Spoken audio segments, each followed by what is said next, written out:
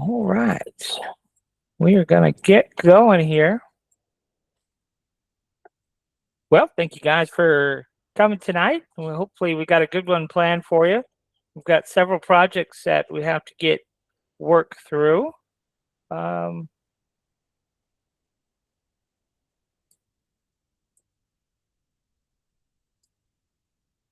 guess she's not logged in yet. But Audrey had a question about a little project. I have a question. Sure, go ahead. Since we're all 3D printers in this little lovely group, um, and it's kind of off topic, but not. How do y'all? Okay, Mr. Kevin, how do you go about like pricing your different projects if you have a client that wants you to like do something for them, or you get what I'm saying? Like, do you do it by hour? Do you do it by material? Like, do you have like a standard little conversion? You know what I mean? Like Yeah. math formula that you use when you do different stuff, or Well, I don't print to to like sell print by things. request. Got you. So but just generically, I have a woodworking business, and Okay. so when I'm doing woodworking, I kind of I work backwards. So Mhm. I have lots of products in my woodworking business. I do a lot of custom bars and lemonade stands and certain things, and Mhm. certain things have a larger profit margin than others. Mhm. And so when I price that type of work, I kind of go based on what I think the market will bear as my starting point. So if I think, if I was 3D printing and I was going to price something, I wouldn't necessarily price it based on what the cost of my materials were and my time. I Mhm. would say, okay, what do I think the market will bear for this item, and work backwards Okay. to decide if I was even going to offer that item. So, Got let's take the koozie, for example. Because the koozies are widely popular, right? right. Um, that is not a product that I would even be on my shelf, in my Mhm. opinion, because to me, I know how long that takes to print, and to me, I know where the market is on what I could sell it for, and for the amount of time that's going to sit on my printer, um, it's going to have to eat up my printer time, and for, in my opinion, very little profit. you Right. know so that's one consideration. If now, if I was in a position, like, let's say, for example, I was doing a Wonder Woman koozie. If I was printing 6 or 8 at a time, however many would fit on a bill plate, that's one thing.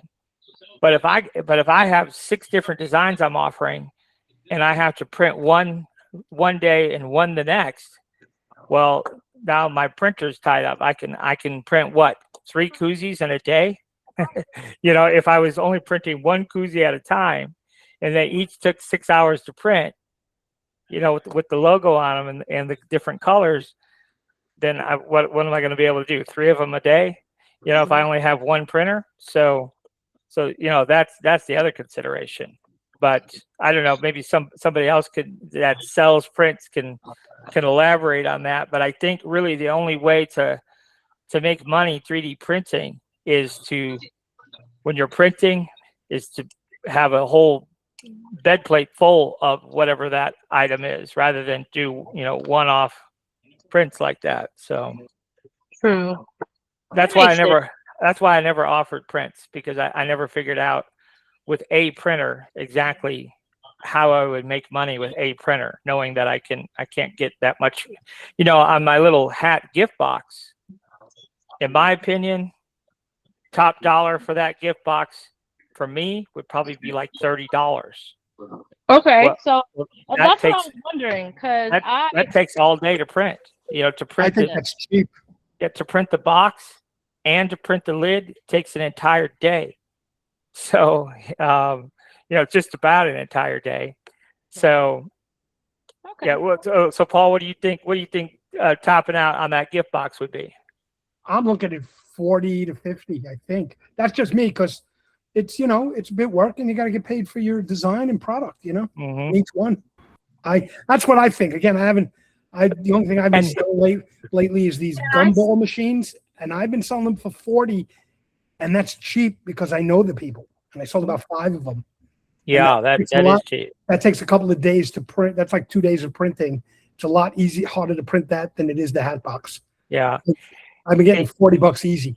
yeah. And the other thing too, in regards to pricing, is it's very much uh, geographically different.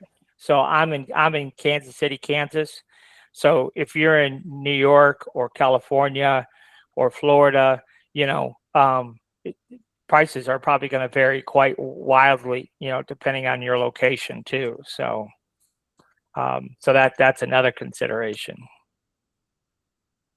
But yeah, I don't know that there's a real good formula, but that's kind of how I do on the custom woodworking side. Is I figure out, okay, what do I think the maximum market will bear? Then I figure out my materials. Then I figure out my time, and then I say, okay, am I going to build this or am I not going to build this? So there's certain products that I really try and push because those are high margin projects versus other ones I can do and I can make money, but they're lower margin on. Gumball machines would be at the bottom of my list to 3D print because they just take they take so long. They're awesome when they're done, but yes, they do take a long time. I have one more thing. Have you tried on your hat the very top portion, variable layer height to smooth out those layer lines? I haven't, but I did something else with that variable layer height, and yes, it does smooth it out some. It's still there, but it's not as bad. Maybe for another class. Yeah, but yeah. But I haven't. I've only printed out like 2 or 3 caps myself just in testing. So, all right. So let's see here. I wanted to go through a couple of logos, and this one I thought was an interesting one. So this was a project that was sent to me, and what they were looking to do is they were looking to have this logo for the hat box that we've been talking about. So the logo on the hat box is 52 millimeters. Okay, so for size reference, that's roughly 2 inches. So imagine this logo 2 inches tall. That's not very big. And there's a lot of detail in this logo. So I thought, well, I don't know if this is even something that's possible to do. So, but I did do the logo. Well, let's see here. I'll pull it up here. So I did do the logo. And it worked out pretty well, surprisingly. For as tiny as it was, I'll go ahead and pull it up here.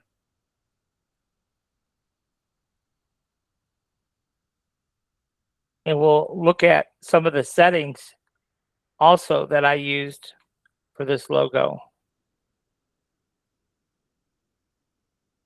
So you could see, how big that is on my 256 by 256 build plate. It's tiny. So it looks good here. But when we slice it, that's what the proof is in the pudding. And you can see it turned out pretty nice. And if you're looking at this in the slicer and it looks like this is basically what you'll get when you print. If your printer is printing properly, this is what you'll get. This is what we would expect to get. But in order to get this, we had to use some specialized settings in order to get this. If we go back over here to our standard, just run-of-the-mill, let's come on over here to our standard A1 settings. Click on Slice Plate. you could see it doesn't look as good. We've got different parts of our letters are dropped out. And if we turn on our seams, sometimes that will tell us why certain parts of our design went away. We don't have our X's at all, it appears. So I'm not really sure what happened there. So I have these cap plates, either the cap plate or my can opener settings, either one. So you see here, we're missing part of the R and the G right there, the R. So we're missing a couple little pieces. We have our X's, but look, we're missing part of our X right there. So, you know, this would be acceptable to me because it is so tiny, but I wanted to see if we could improve on that. And so here on the, let's see here. We have one wall loop, and then over here on the quality setting, let me come down here and see what our wall generator is. So you see the wall generator says Arachne. If I set that back to classic and then slice, those issues that we were having, so we have all of our X now, where we were missing a piece of it before, and then all of our lettering. You can see we're not missing any of that on any of our lettering. So when we're dealing with real small details like this will be really small. The wall generator can make a difference. Sometimes we want Arachne. In this case, you can clearly see the classic worked better. Also, wall loops. So here we have one wall loop, which the default is 2. So that can impact our finished look as well. And then over here on the quality side, this is what makes the main difference here. You can see here we did the outer wall and inner wall at 0.25, and then the top surface at 0.25. So if we zoom in here a little bit, this is what we're talking about. That wall, and then this wall here is 0.25. And then obviously the top is also 0.25 of a millimeter. And so we were able to get the quality that we needed for this logo. So what I thought we would do is walk you through how we were able to create this logo to begin with. So let me pull over an internet tab here. Because of course, and we're going to look through several different logos to show you how all this is going to work. So if you're not using chat to help you with your images, you're really missing out, because it's really quite an amazing tool. So we're going to open this up. Let me see here. You can see I use it quite a bit. Let me find. Okay, so we're going to go through this, and you can see it basically only took one prompt. I was really surprised. So this was our original logo, and typically what we're after when we're trying to convert a logo, we just want a black and white image. That's how I like to start anyhow. So you can see this image has several different colors, and if we look at the image, most of this will convert to black and white pretty good. So the red will get dropped out, the gold, and this red here will just get removed.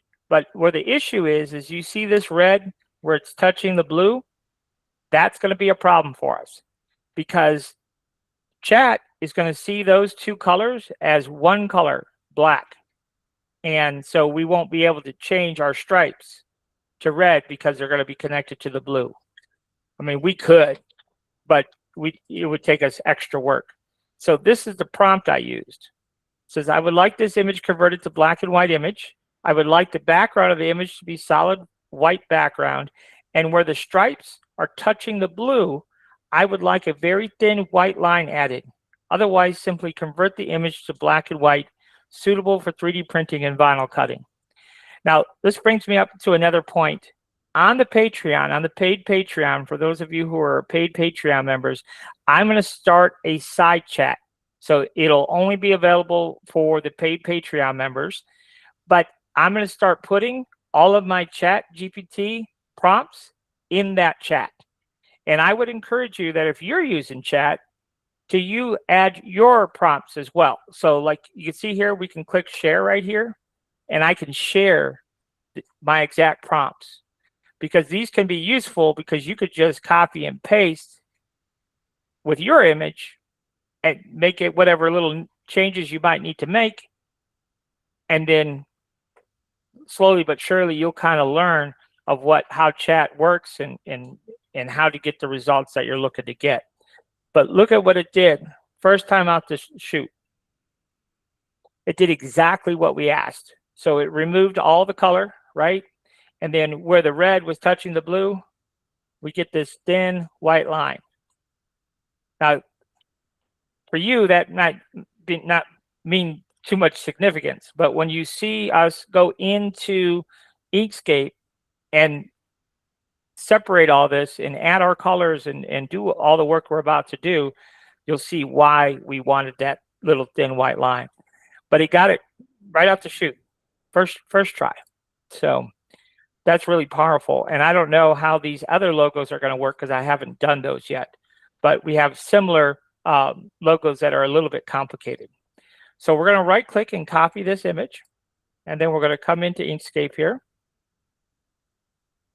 Inkscape does a really good job of converting images to black and white images into a vector file.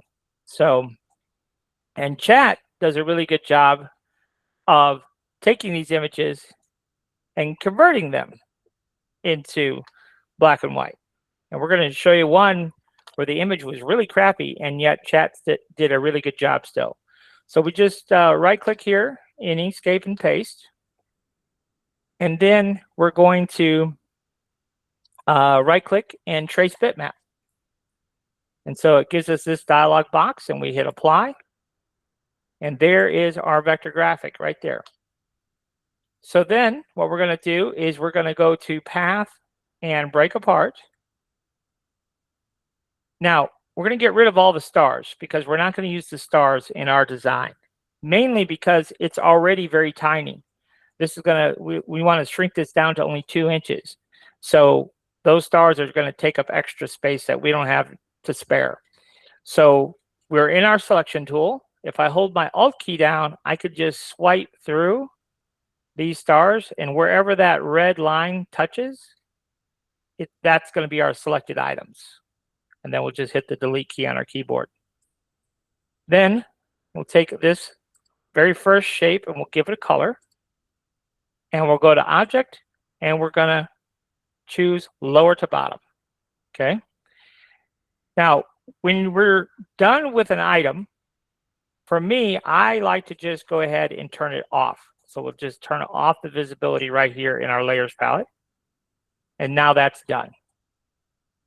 So then what we're going to do, I'm going to go ahead and import this logo into Inkscape just so we can see it for reference. So for example, these pieces right here and these right here, all of those are white. Okay, so we could just come with our Alt key and just slice through them just like that. Those are all picked up. If we turn those to white, you could see they are really white. And then to weld all those together, we just would go ahead and hit Control+. That's the same as if we went to Path in Union. Probably seen that before if you've taken other classes. So then let's go ahead and name that. Just double click on our layer name, and we'll just call it head, for example. And let's just turn that off. Okay.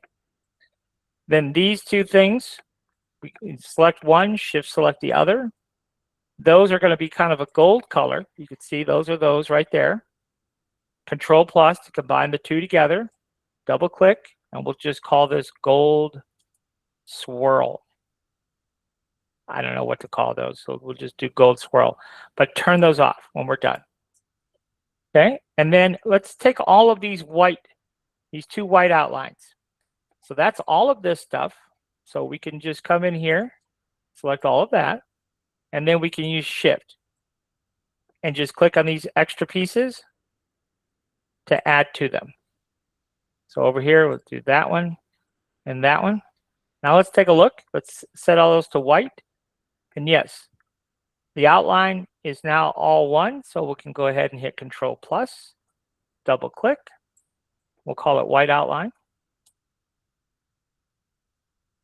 And we'll turn it off. Now we can go ahead and grab our text. So we can just very carefully select our text. We don't know what's in here, right? If we look in the wireframe mode, okay, now we can come like this, right? Because we won't be selecting, there's no little tidbits in there. So we go ahead and hit Control plus, and then we can go the other direction. And actually I say Control plus, but we can't do that. We have to do, let's see here. Let's turn that back off. We have to do Control K because we have interior paths and outside paths. So when we do that, by hitting Control K, that's combine. So you could come up here to path and combine each time as well. But so that takes care of that first little chunk. And then we'll just come in here and do the same thing. Control K, and then we'll come over here, do the same thing. Control K. Now let's select them all. So we're just going to add our Shift key and see if we got everything. We did. See there? So now we can go ahead and hit Control K. And now this is our text piece here. So we can go ahead and rename it. Just double click and type in text. And now that's taken care of. Now, these two pieces is this right here. So we're going to go ahead and take care of that right now. Let's go ahead and turn on our backplate. And we're just going to grab that one, shift click the green, Control minus. That's going to cut a hole. And do the same thing on this side. Control minus. That's going to cut a hole. So when we're doing Control minus, what we're doing is difference. Okay? So when we want to cut a hole through something, we could also use combine. So going back here, if we have this piece and shift click our green and hit Control K, it would do the same thing, but sometimes when we use Control K, we have an extra step like we do in this case. We have an extra step because we have to take one of those nodes and reverse it. So it got the job done, but I prefer. What was the reverse? That's a new one. What reverse? What does that do? It's under path. It just reverses the direction of the path. So when in this case, because both paths are going in the same direction, it's gonna show it as a solid, like it does, but the path is actually there. So what we have to do is we could do one or the other. Doesn't matter which one. Double click, and we can select this node and go up to path and reverse. And then you can see it dropped it out, but now we created a problem over here. So generally speaking, now we'll go to path and reverse over here. So that's if when you combine something, if the path is there but you can't see it, you just have to reverse the interior path.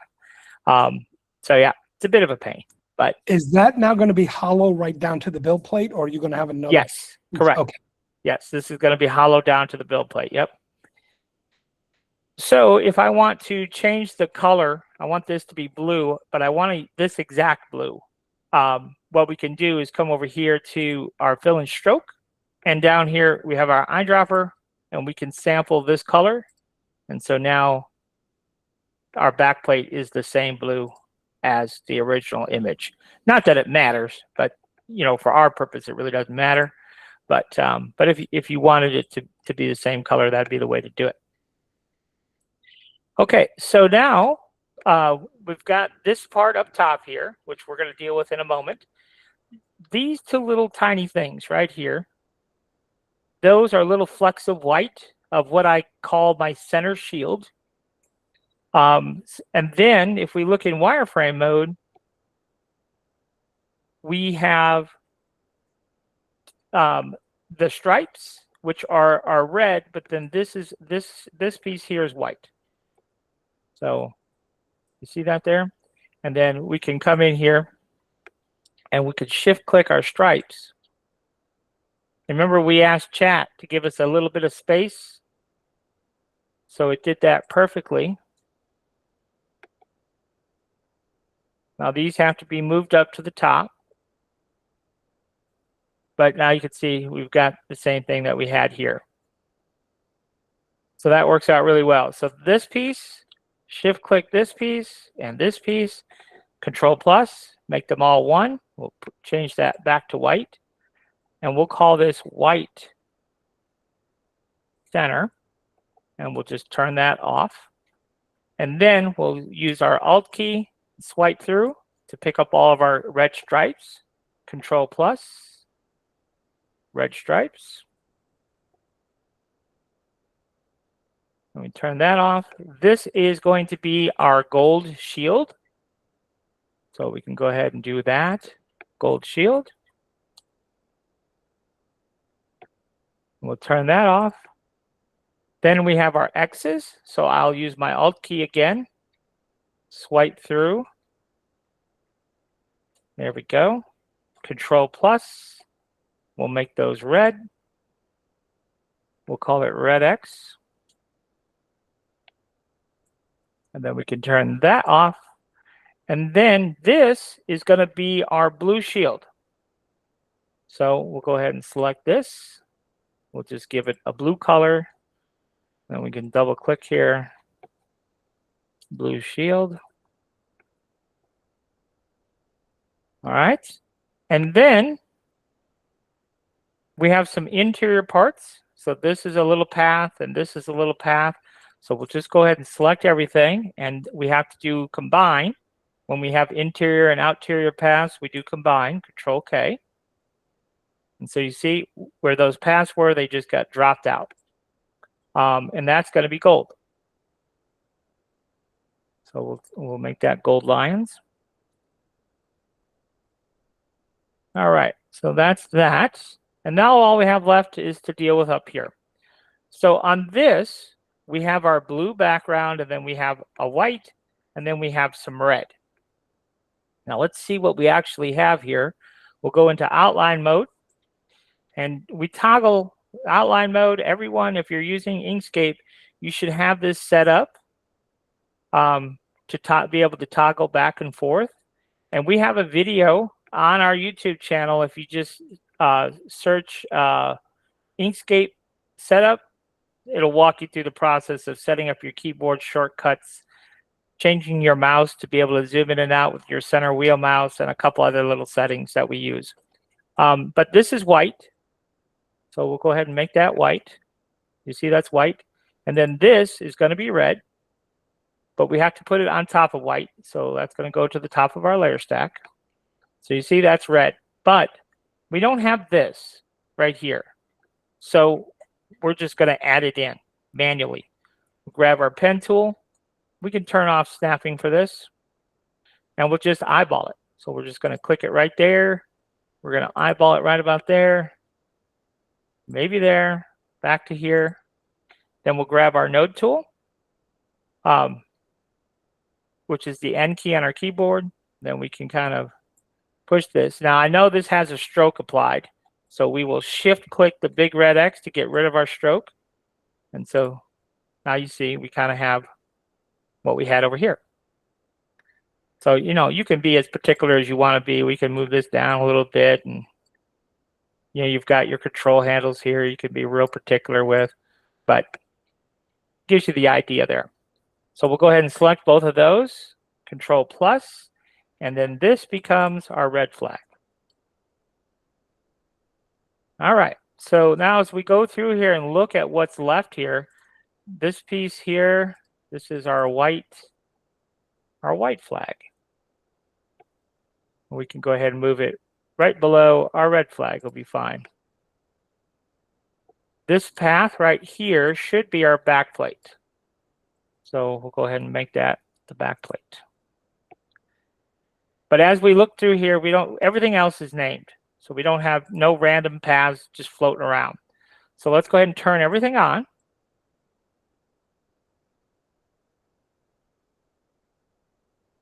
Now we can sit back and marvel at our work. So we're pretty close here. We do need our text to be white. And then we have to reshuffle our center pieces here. So the red X should be towards the top. Now those are on top. And then we need our blue shield. That should be towards the top. And then we need our gold lions. Has to be above our blue shield. And then we're going to take this, come to our eyedropper. So that is the same. So there is our completed conversion. And I don't know any quicker way to do it. Otherwise, I promise you I would do it. But it's really not that bad. It's not, to me, it's not that bad. But it is a process. So let's go ahead and make this our finished height. So we're going to lock it. We're going to change the height. It will automatically change the width. And let's just set that to 52. Let's go ahead and save this. So I hit Control S. When we save in Inkscape, it automatically saves in SVG.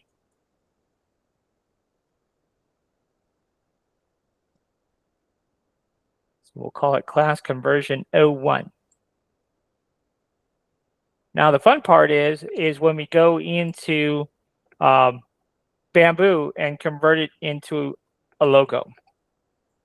So we'll go ahead and do that real quick.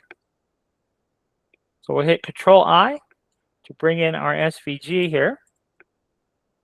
Now, when we bring in an SVG, it automatically comes in 10 millimeters thick, and it's automatically gonna take on the first filament color, which in this case is black. We need to add gold. We don't have a gold here. So let's go ahead and add a gold. And there we go. So now we have gold. So in our objects tab, you can see all of our objects are right here. And these are in the opposite order that Inkscape has them. So if we ever get lost on what piece is what, we can refer to Inkscape. Check out so our first piece is our back plate, head, white outline, white center, in that order. So in Bamboo, it would just be backwards. So this would be our back plate. And then this will be our head. You can see that's up there.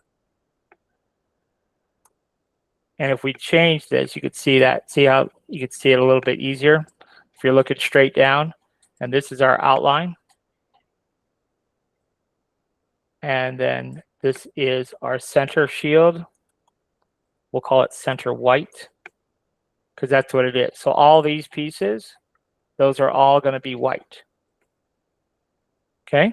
So what I would do for this particular logo is we'll start here with our back plate. Really, we could start with our entire assembly because this is meant to go on the front of a cap or perhaps on a curved surface like a koozie or something.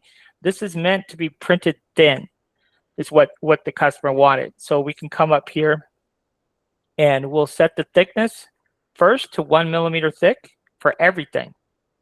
And then we can come in here and start naming parts and changing their color. So this piece here, that's our gold swirl. And that is color 5. And then this is going to be our gold shield. So that's color 5. And then what is that? That's our text. So that is going to be white. Do color 2. And okay, those are our stripes. So that's red. And then what do we got?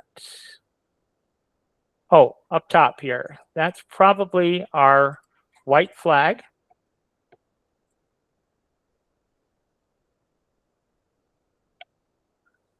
Color 2.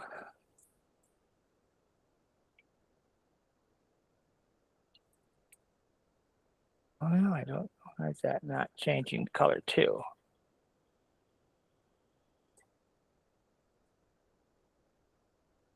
There we go. All right, so then this will be our red flag. And you don't have to name these, but I like to name everything.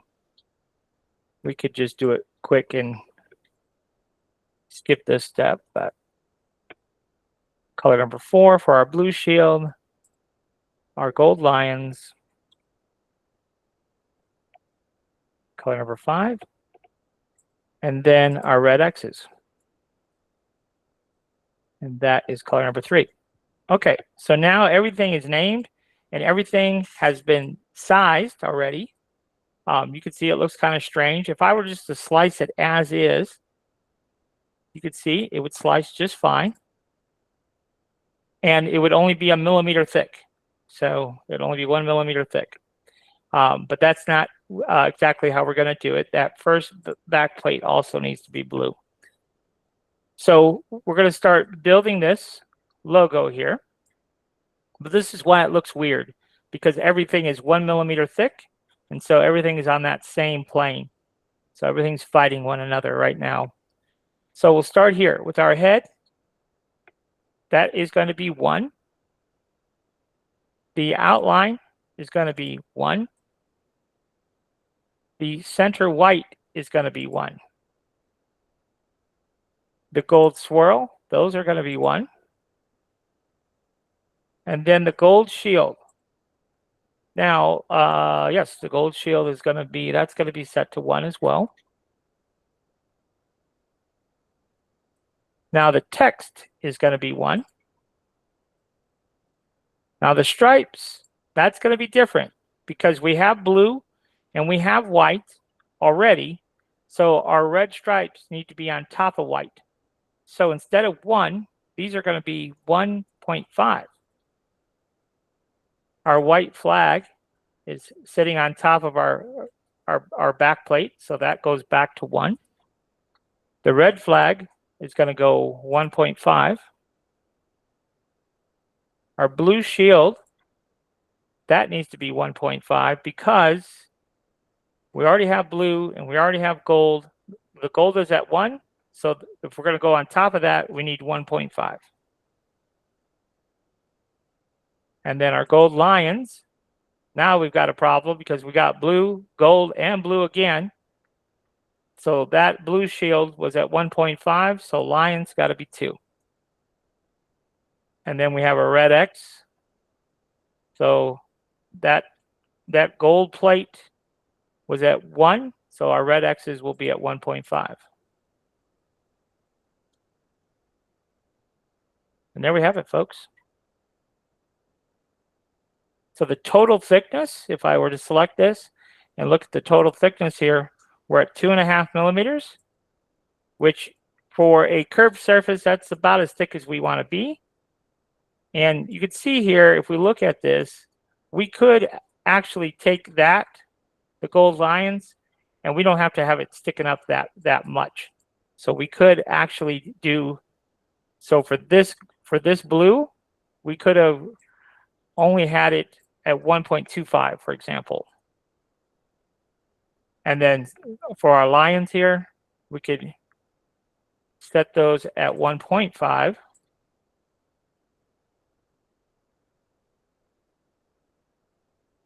And so you can see it's just not sticking up quite as high. Everything is still elevated, but not quite as high.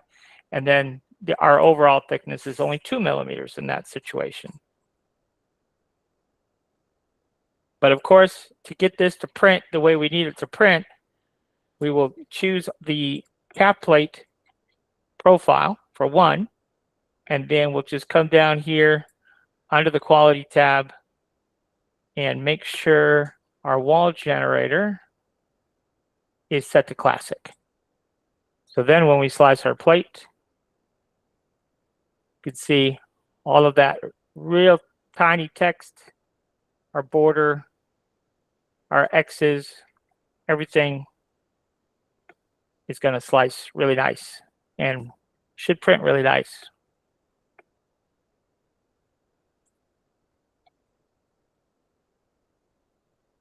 So the devil's definitely in the details when you're dealing with more complicated logos like this. I'm just going to go ahead and save this. You could study the settings and stuff. When you open this file up, this will be logo 1. So you can kind of see what settings we use for everything. There is an error on that. Does that need to be fixed first? Maybe. Let's go back and look. It was a G code error, so. Oh, G-code error. Oh, okay. It's probably our prime tower. Let's go ahead and reslice it. Yeah, our prime tower was too close to the edge, but it was. Perfect. Thank you. Oh, yep. So I will resave it. Cornelius, did you have a question?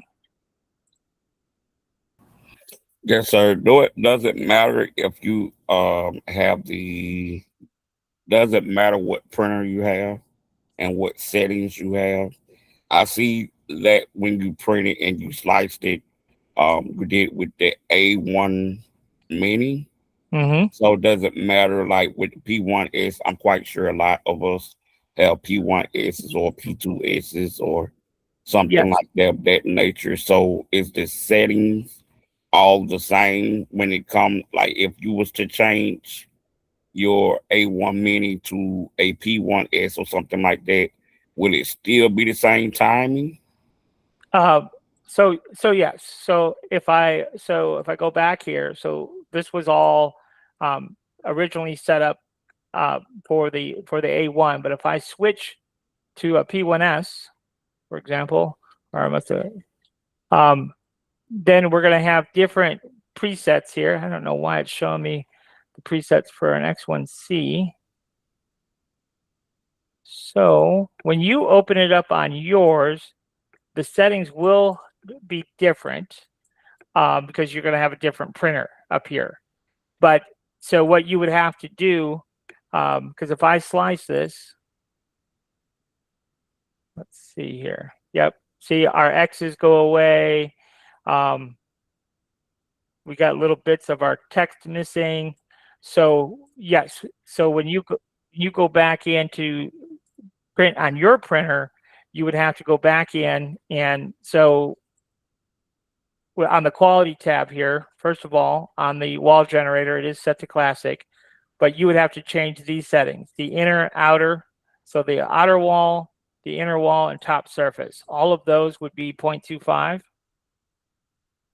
I think that may be the problem why maybe so many questions and or errors within everybody printers that printing the document, the files and stuff like that, because of the different P1Ss and the different settings. Every one printer is different, and that's maybe the reason why you may have so many questions about that particular area, stuff like that, something missing or it ain't coming out right because of the different settings. Yes. According to the printer that we have. Exactly. Versus the one that y'all put in as far as that you put in as far as the P1 is what X1 mini. Generically speaking, generically speaking, we have to know our printer. That's the very first thing, before we do anything, we have to know our printer. So you should know what settings work for your printer. Now, because I don't have a P1S or an X1C or any number of other printers that are on the market, right? So, but what you can do is you can take the settings that we give you as a starting point, as a jumping off point. But there's a lot of factors that go into having a good print. And so not only is it the printer that you have to consider, but also the filament that you're using and also the build plate. So I have a lot of people who just open up a file and print. Well, my files, I have a cold plate. So mine always use the Cool Plate Super Tack. But if you're printing this file with that setting, but you're using a textured plate, you're going to have issues because this Cool Plate, my plate temperature is at 50 degrees, right? And so your standard build plate temp on a PEI texture plate is 90. So you go print it, you start to go print this thing, and it doesn't stick to the build plate. Well, it's no wonder it's not sticking to the build plate, right? Because your build plate is only set at 50 degrees. So, but this is a slicer thing. So the slicers, if you have this build plate selected, it says it knows, okay, that should be 50 degrees, right? But if you have this one selected instead, well, then it knows to put that build plate at 90 degrees. So it's really important that you're picking the right build plate. You're also picking the right filament. I always use this generic PLA settings. That works for me, but you might be using some other type of filament where that doesn't work for you. Or maybe you want to print this logo out in all PETG or something, you know. So yeah, all those things factor in.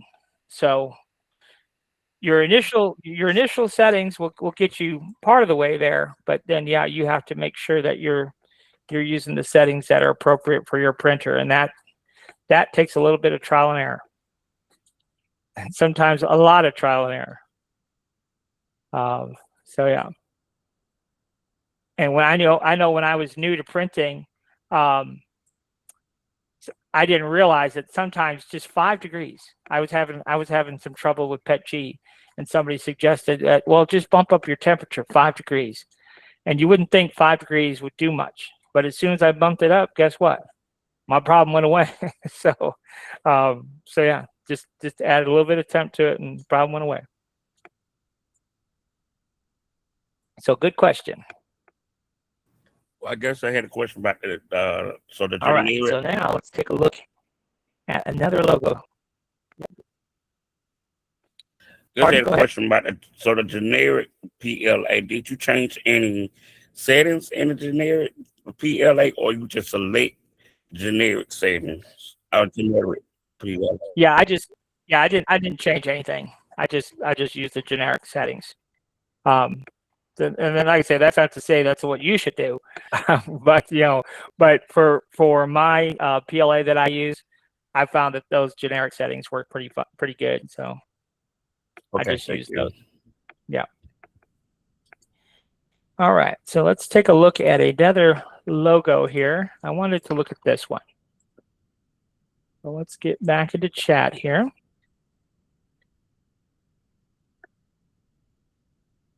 So this was another logo that was sent to me. And you can see that this is not a very good quality logo. Can you see how blurry that is? And that is a very poor quality logo. But I know chat, and chat will fix all. So we'll just drag and drop it here into chat. We'll close this image out, and we'll just type in here to clean up this image and convert to black and white, and put on a solid white background. Okay. And we'll let chat do its thing.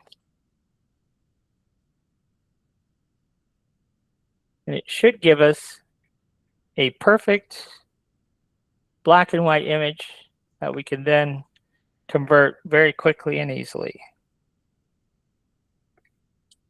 So I paid $20 a month for the plus category, and you technically don't have unlimited conversions, but I don't know how many conversions you get, but I've never maxed it out. So see here, there's our logo, and you can see it's a very, very good quality logo. So we just right click here and copy, pop over here into Inkscape, right click and paste.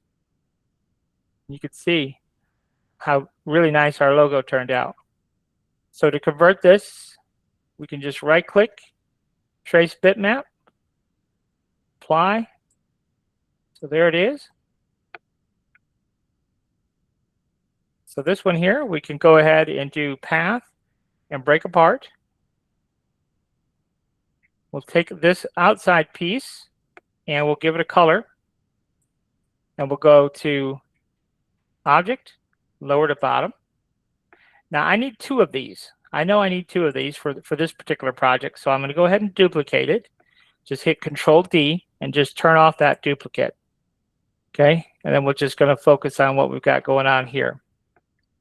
So we'll take this inside one and this outside one, shift click, Control K, and then that's what we get. We get that outside border, okay? And then all of this is just going to get moved up, like so. So then this, we're going to Control K, and that's going to be white. This, we're going to Control K, and that's going to be white. And then this, we're going to Control K, and that's going to be white. So this has to be moved up to the top. And then this piece here, it just has to be moved to the bottom. So object, lower to bottom. Okay? So that is all we need to do for this particular logo conversion. So what we're going to do is we're going to take all of this and we'll just turn it off. And then we're going to just save this logo. So File, Save As, and we'll just call it LA Logo. And we'll go back over here into Bamboo. Now we didn't scale this to size, so I don't know how big this is going to come in, but we'll go ahead and import it. So there's our LA logo. So it comes in quite large. So we're going to go ahead and scale it. Uniform scale. The height is going to be 52 because that was going to go on our cap. We're going to go ahead and uncheck uniform scale and set the thickness to 1. Okay. And basically we just need black and white for this particular logo. So, and I'm not going to go through the process of naming everything. I don't think it's necessary. So this is going to be white. And then let's see here. Oh, I think that is our outline. So let's go ahead and set that to 1. Don't know what that one is exactly. Maybe we should have named it. So we'll go ahead and put that at 1. And then our LA is going to be at 1.5. And it's going to be white as well. And then football, that's going to be white. And that is going to be 1.5. And then lastly, Los Angeles, that's going to be white and at 1.5. Okay. So our white backplate here, and then we had this black border, our black shield. These two are at 1. And this was at 1.5, so it sat on top. So 1.5, 1.5 as regards to the Z height goes. Now, one thing that we can do, let's go ahead and slice this plate just so we can see this. So if we look here on the side, do you see how we have white and then we have black? What if we wanted all black, right? So what we can do in that situation is we just have to make this thicker. So we'll set that at, instead of 1, let's go ahead and set that at 2 for the height. And then for the color, we'll set that at 1. And then we'll make sure that the Z height is 1, which it is. So now if we slice the plate, now you can see we have a solid black outline there. So where there's a conflict here, because we have the white plate and the black both sitting on the back plate, but there's a conflict here because the black prints second in the list, it will essentially overcome the white. And so now it gives us a nice black outline. So the order of our parts over here can affect, our ultimate finished print as well. So that's just kind of something to keep in mind. Any questions on that one?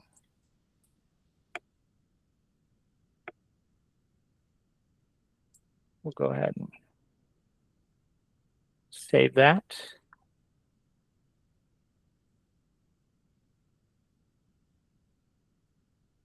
All right, so we have,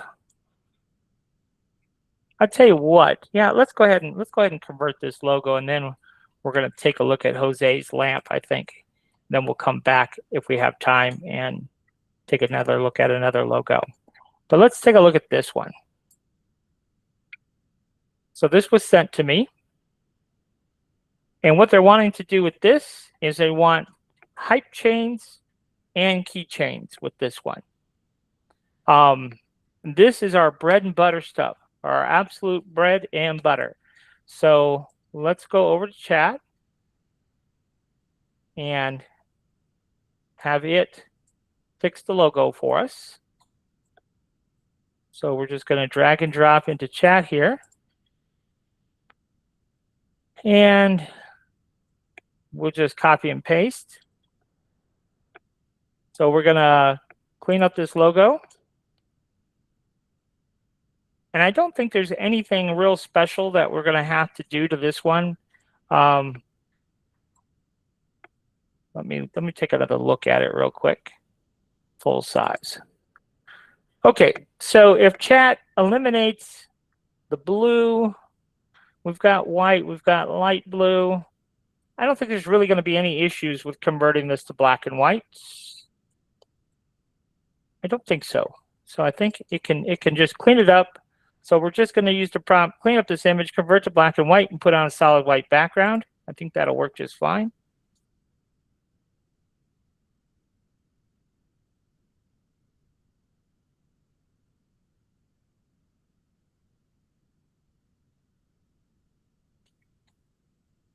Just about every image that we work on, we want to put it through chat. And I should point out too that there, you can try this with chat for free.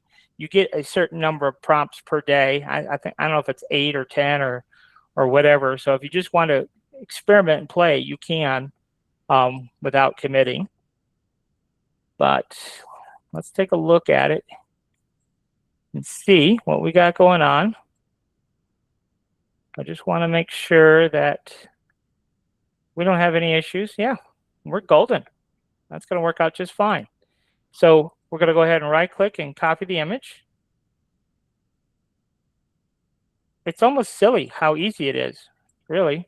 Once you understand the process, it's like, wow, it's really that easy. So we can create a new layer. When we're adding, more and more logos, we could just add a new layer. And then right click and trace our bitmap, hit apply. So there's that. We're going to break it apart. So path and break apart. And just like we've seen before, we're going to tell you what, let's do this. Let's go ahead and bring in our image. And let's go ahead and color this piece while we're here.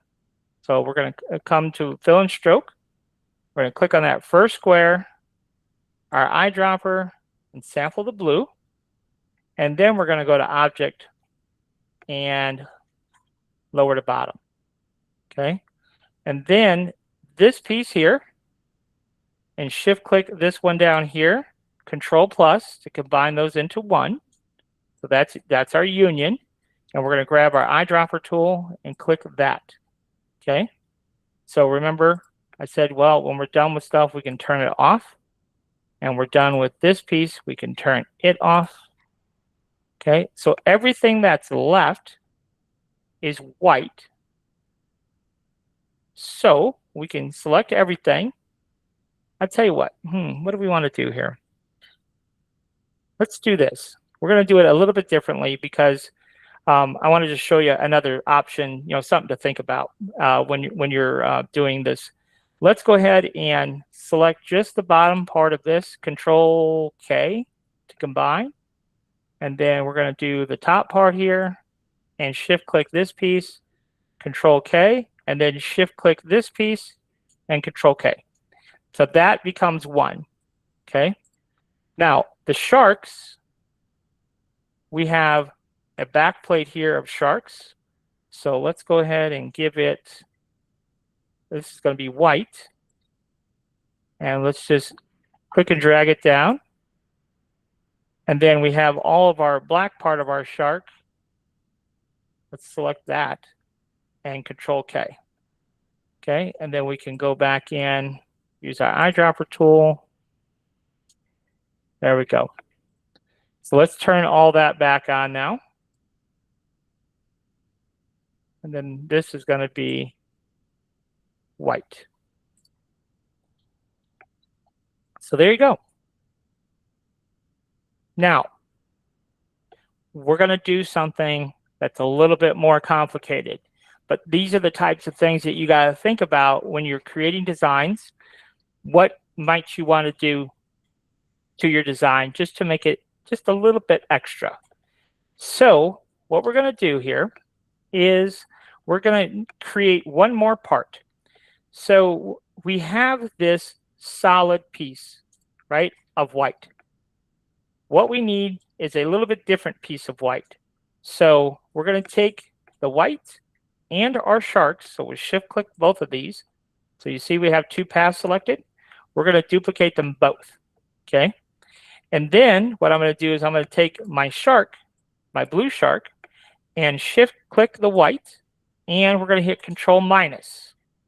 So now what we have is that. Okay.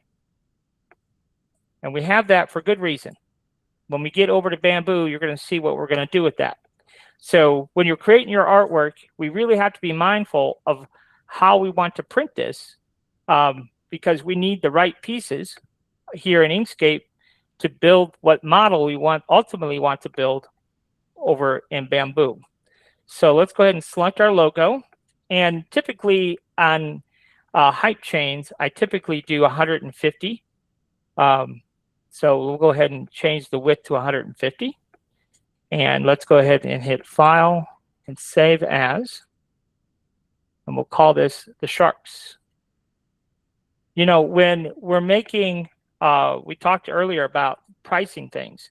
And when we're making, you know, when our customer sends us this logo, we have to get our skill level up to a point where we can pump this out fairly quickly.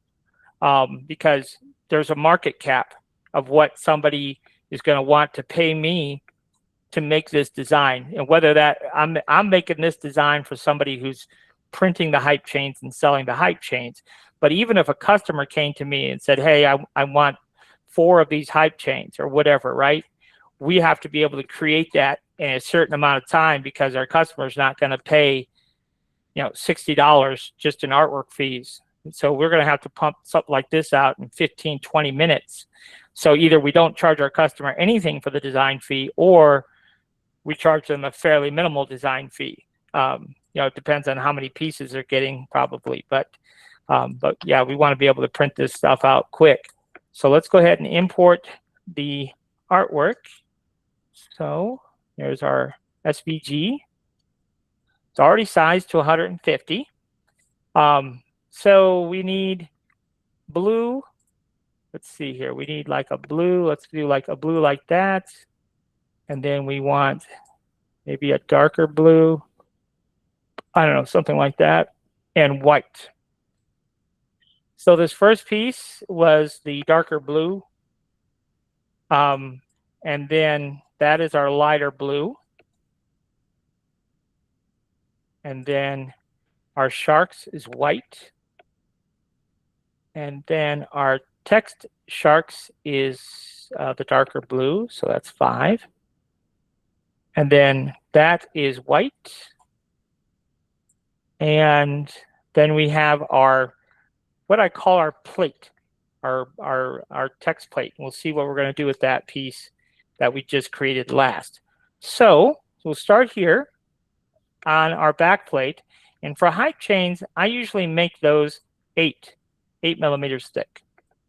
And so everything else can be 2 millimeters thick, 2 or 1. We'll just make it 2 for everything else. So what I did was I selected everything else. I selected the first one, hold my shift key down, select the last one. It'll select everything in between. And then I can define the thickness of everything. And then we're going to go ahead and set the Z value here to 9. Why 9? Well, all of our pieces are 2. Half of 2 is 1. And then our back plate is 8. 8 plus 1 is 9. So there you go. So everything is at 9.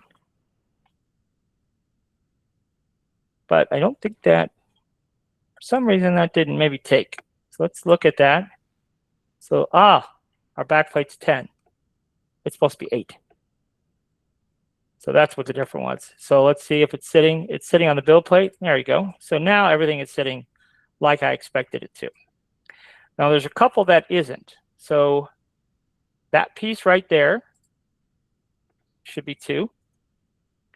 And that should be sitting at 9. And then what else do we got?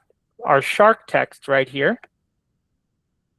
That is already 2, but it needs to be sitting on top of this white plate, which our white plate is 2 also. So that's 8 plus 2 is 10. So this should be at 11. Okay, so you see how that is? So that looks good, just like we got it, right? This is what I would call typical, where we're stacking on top, we're stacking on top. I'm going to double check this one right here, this white here, make sure that's, something didn't look right there. That should be at 9. And this one also probably should be at 9 then. Our shark background. Let's see. Yep, it needs to be at 9 also. Okay, there we go. So that is what I would call typical, where everything is kind of stacked on top and top and top. But we have another piece hiding in there, which is this piece right here, the piece that we created. So if we make this a little bit thicker, so instead of, well, we can leave it at 2, but we could change the Z position. So instead of 9, let's just put this at 10. And just take a look and see what we could do here. We might have to make it a little bit deeper. Yes. So for what I want, we're going to have to make this 4. And let's take a look at it now. We're close. So, but we're just going to change this to 11. That's what I wanted. So see? So that text, instead of having it just completely flush, this outline piece, now it's just 1 millimeter above our text. And I think that can make for a more visually interesting. So see how this is taller than this down here? And I think that can make for a more visually interesting height chain that way. So it's just something you can think about, you know, when you're putting it all together, how you want to print it out. So now we're going to go ahead and add our height chain in here. So we're going to go ahead and hit Control-I. And on my desktop here, we're just going to type in Cuban. This file you can get off of MakerWorld. If you search blank Cuban, it'll show up. So it's just Cuban height chain here.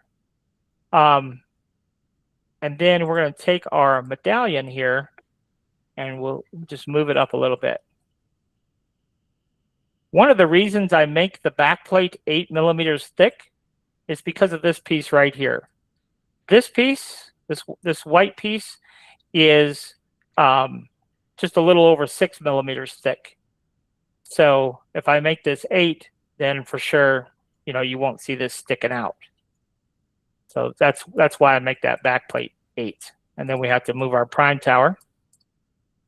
So there we go. So that's our hype chain.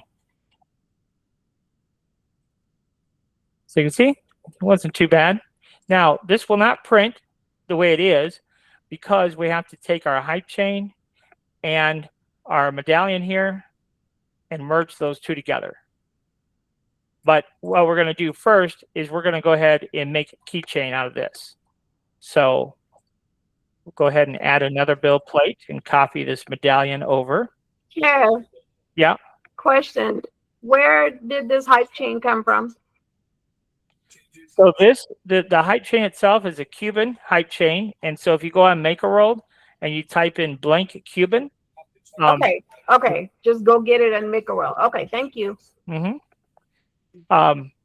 So now we're going to make keychains. So we're just going to go ahead and scale this down. We will choose uniform scale. And for the width, let's go ahead and just do 67. That's what I usually make my keychains. And that equates to roughly 2.5 inches. Okay. So then we can go ahead and we are going to Control I here and then go to my desktop and we're going to type in key. So there's my key tag. Now this file, if you don't have it already, it's available on my Patreon. If you just search for key tag, you'll find it.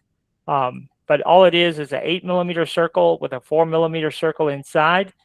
And this is 4mm thick. Okay. Now, if you look here, this plate, this green plate, let's see how thick that is 3.57. So what I would do is I would make this 3.57. So we'll turn off uniform scale, 3.57. And then we can just position this. If I hit Control 1, that looks straight down at my build plate. Sometimes that's helpful when we're placing our key tags and stuff. But we want this to stick out just far enough for the keychain hardware we're using. So we don't want it way out here like that. We just want to tuck it in right there just to be able to hold our jump ring or whatever other type of keychain hardware we're using. But we do need to connect these two together in order to print it. So Shift Control, the assembly, right click and merge. Okay. And then let's change that to color 5. And then we'll have our keychain made. So that's pretty straightforward. Let's go ahead and combine these two. Now those two are merged together. Now, one thing that we might want to do on the keychain is we might want to put something on the back side. Now that something could be anything. It could be a logo. It could be a phone number. It could be the initials. Like if you were doing this for the team and you wanted team initials on the back side, we could, it could be anything we want. But let's just say we're gonna go ahead and do initials. So we're gonna just grab my text tool with nothing selected. We're just gonna grab our text tool here. And let's just type in, I don't know. Let's just do TLC. I don't know. I don't know what the initials are, but we'll just do that. Okay. So there's TLC and we're going to make it white and we're going to scale it up. That might be a little bit too much. Something like that. Okay. We want to put that on the back side here. So first of all, let's make it 1mm thick. That's what I usually use when I'm putting something on the back of a keychain, 1mm thick. And then we're going to go ahead and flip it over. So we'll go to rotate. And on the Y here, we're going to do 180. Okay. And then we'll just slide it under. And because we're using Control 1 and looking straight down, it just makes it easier to line everything up that way. Shift click everything. So we've got our assembly and we should have our text. So there's the assembly, but we do not have our text. Otherwise, our text would be highlighted here. So we're going to Control click on our text, right click and merge. And there you go. When we slice our plate and we peek underneath, ta-da, there's our initials. So like I said, this could be an SVG, could be text, could be anything you want to put on the back side of that keychain, but that's how you would do it. And that's pretty much soup to nuts on the hype chain and keychain. So we'll go ahead and save this. Any questions on that one?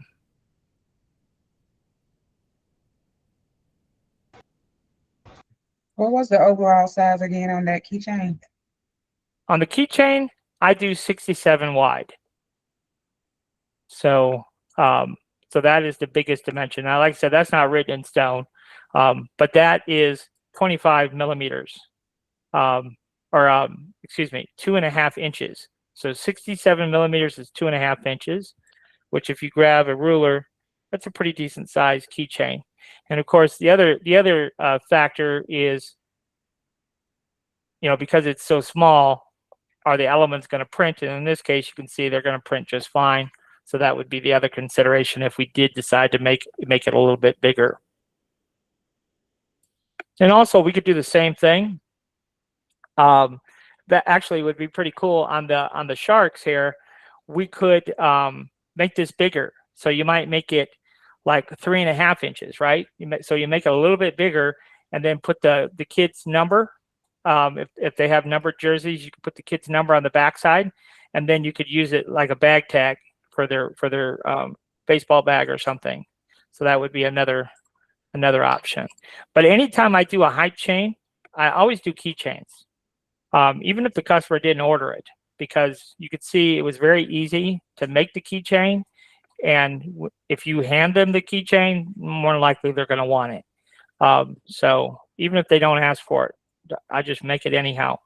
Now, as long as we're here and we're in this learning phase, I kind of forgot, he wanted this also to be thin, that he could put on a koozie. He's a real koozie nut. So all the logos I've done for him up to this point have always been koozie logos. So yes, he wanted the hype chain, he wanted the keychain, and now he wants the koozie. So let's go ahead and do that real quick. So we're going to copy and paste. And for koozies, really the maximum height, I think, for a koozie logo is 35 millimeters. So we're going to alt-click to get rid of our key tag. And then we're going to click on this. And we're going to go to our scale tool. And we are going to choose uniform scale. And for the height, we want to do 32. Or 35, rather. That's really the maximum height that we have for the regular 12-ounce koozie. So that's that. But now we've got to go back and kind of backtrack a little bit and set this up to be much thinner. So let's see, what do we want to do here? Let's go ahead and alt-click our back plate. Let's make it 1 millimeter thick. And then we'll start going down the list here. So this one here, we'll make 1 millimeter. This one here, we'll make 1 millimeter. 1 millimeter. 1 millimeter. And 1 millimeter. And then we don't need our text, because it's going to be applied to the koozie. We won't see the back side of it. So all of these pieces now are 1 millimeter thick. So now we just have to set all of our Z heights up correctly. So that's our back plate. And let's select this one. There we go. So that's our back plate.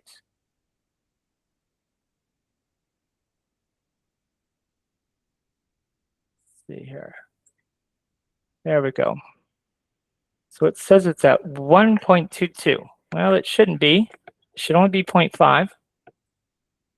So that's 0.5. And then our light blue here should be at 1. And then our, take a look at the, yeah, that it does show it is 1 millimeter thick. So that should be at 1 as well. Then this is our shark fill. So that would be at 1.5. Our text should be at 1. And then finally, either we can eliminate this piece altogether, or we'll just set it at 2.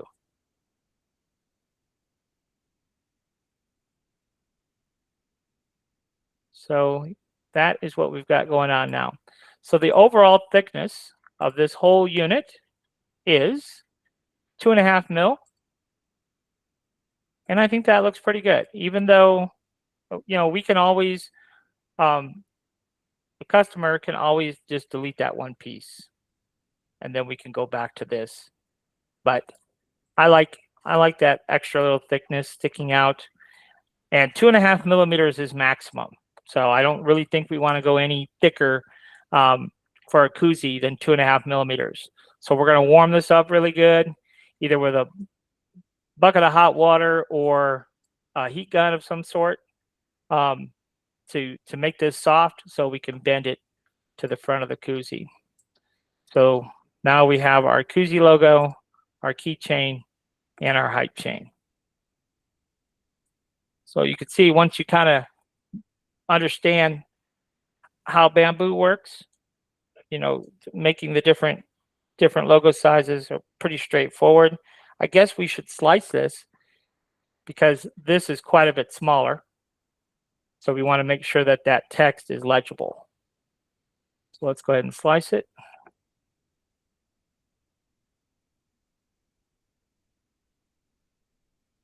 So there we go. So it is indeed legible. So there's one tiny little piece right there that we lose. But other than that, pretty good considering how tiny that is.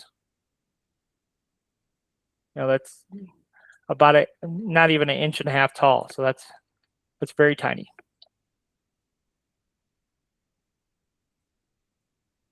All right, so let's go ahead. And now we'll switch gears a little bit and take a look at Nick's lamp. Or I say Nick. This is Jose's lamp, not Nick's. So let's go ahead and double click, take a look at Jose's lamp. So yeah, if you guys have questions or about your own projects and you want to see my critique, or you need help with a certain aspect of it, feel free to send it in and we'll take a look at it.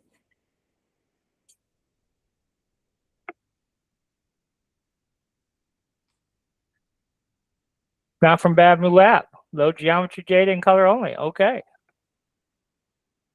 I think Jose has, don't quote me on it, maybe a Creality printer? I don't know. Okay, so there it is.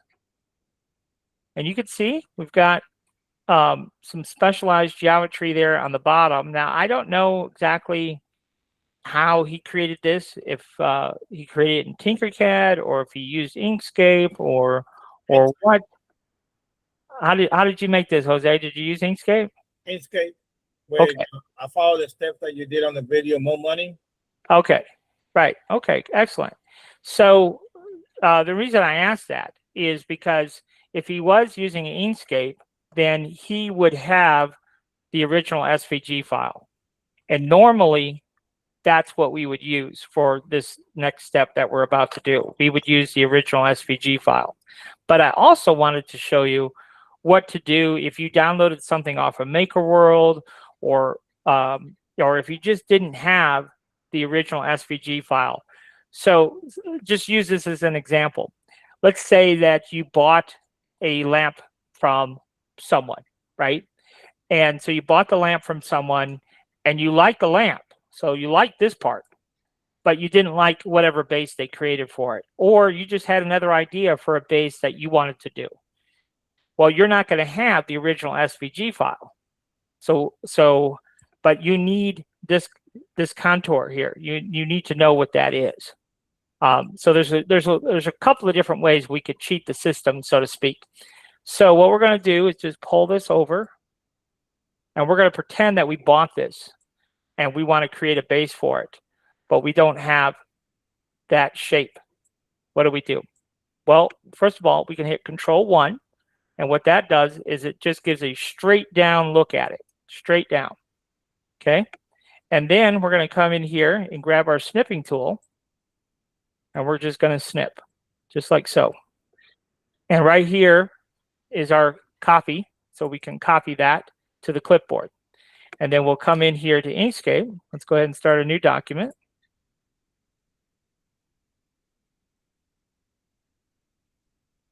And we're going to just right-click and paste. And so now we have this, okay? Now what we can do is we can go ahead and convert this into a vector file. So it's black and white. We can click apply.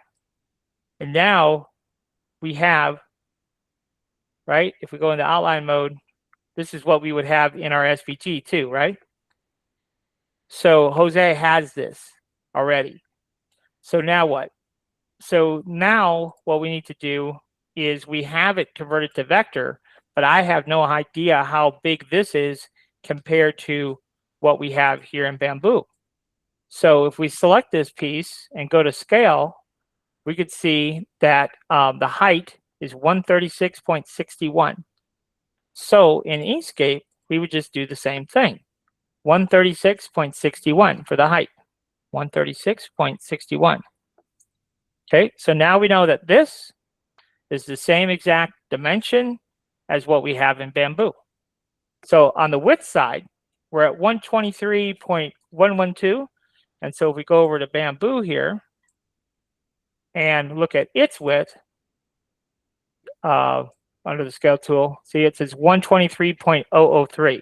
So it's very, very close between the two.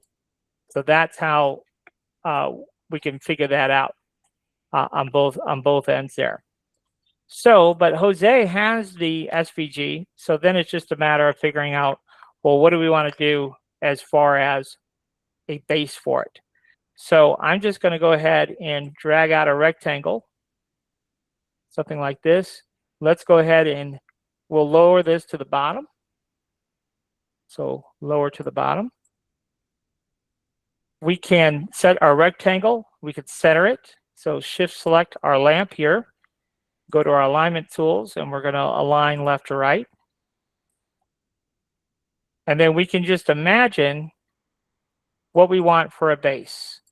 We could do all kinds of different things. We could, for example, if we wanted to, let's go ahead and convert our rectangle here to a path. And then if we wanted to, we could double click here and we could just pull this out, right? And so we could have something like this, right? Or we could come in here and make this narrower and then center this up. And we could have something like that. So we have lots of flexibility on what exactly we want to do with this. I think something like this is okay. Let me make this a little bit bigger. I have an idea. I don't know if Jose is gonna go with it, but I don't know. I have a little idea here. So who knows? We're just experimenting here. So now this angle here is not the same as this angle here. So let's make it the same. So we'll just go ahead and cut this. Control minus, right? And then duplicate this one and mirror it. So we will turn on snapping for this. So we can snap those two together here, like so. And then we'll weld these two together, Control plus. So now we're kind of back where we started from. And let's center it on the mirror here, or on the lamp. Okay, so now that's been centered. So now what we can do is we can take our lamp and we're going to go ahead and duplicate this lamp. So Control D and shift click this pink base, Control minus, and this is what we get. Okay.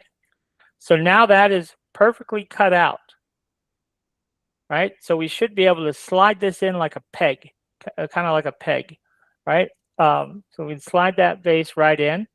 Now, one thing we could do if we wanted to, instead of having it, so let me back up here. So instead of having it perfectly aligned, what we could have done is we have our duplicate. Yep. So what we could do is just offset this by 1. So we come up here, just do offset it by 1 millimeter. And that's probably what I would do in real life, is go ahead and offset it by 1 millimeter. So you see how it's offset? And I don't know, maybe do we want to do a 1? Maybe we only need 0.5. Let's do 0.5. Okay, because really you're going to add a 0.5 millimeter on both sides. So we'll just go with 0.5 there. Okay. And then we'll go ahead and convert it object to path. And then we're going to shift click our pink, Control minus. So now we have a small little gap. We have a little bit of wiggle room. Our lamp is still going to fit in there, but we just have a little bit of wiggle room. So we're going to double click this, and all these nodes up top here, we don't need. So we're just going to alt click. We're just going to come in here.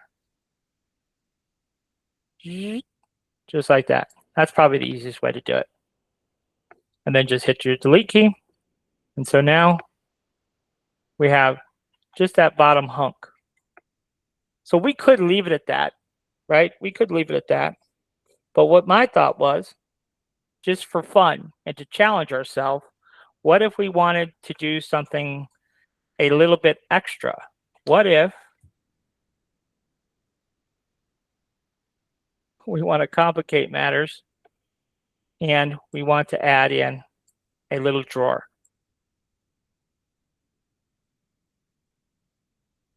So what if we want to do that? And what my thought was is this little drawer wouldn't be on the front, it would be on the back side. So if this was sitting on an end table, I don't know, you could open it up and put some little keepsakes in there or something. I don't know. It was just an idea to challenge how you could go about adding that extra little element there. So how would we, how would that look if we were gonna lay it all out here in Inkscape? So we have to put our thinking cap on a little bit and figure out, well, how would this actually look? So let's go ahead and maybe what we'll do is we'll make this just a little bit taller so we can have a little bit deeper drawer.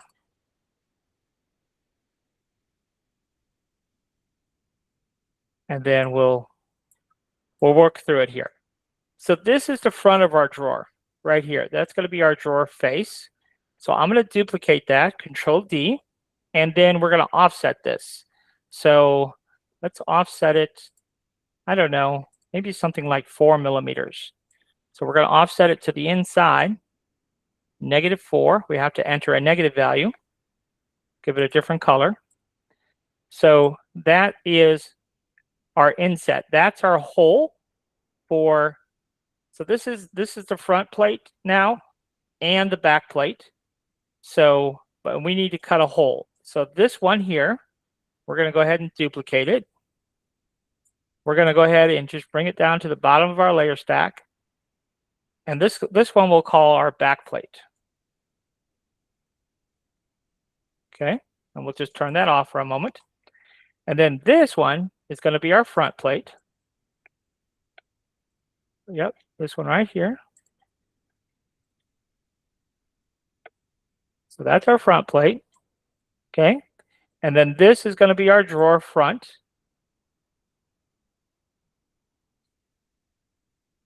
But we don't need that right now, so let's just turn that off. So we're going to use this as our cutter. So to cut a hole in our front plate here. So now we've cut a hole. Okay. And so now what we need is we need some pieces that are going to make up the bottom, not the bottom of the drawer, but the bottom that our drawer is going to sit on. So this will all make sense when we get into bamboo, hopefully. So we're just going to drag out a rectangle. And for the height, we're going to go ahead and do 2 millimeters. And then we'll turn off our lock here, and we'll make this the same width. And we've got snapping turned on, so it's really easy to snap. And then we're going to do the same thing for the sides. So let's go ahead and duplicate this, and then we can rotate it. And we'll move it into position here. Let's go ahead and we'll scale this down a little bit because we don't need it so tall. And then let's zoom in here a little bit so we can snap more easily. If you ever find yourself where it's not snapping, you can just zoom in a little bit, and then it tends to snap a little bit better. So like right here, sometimes it's a little finicky on how it wants to snap. But then we'll go ahead and do the same thing. We'll duplicate this.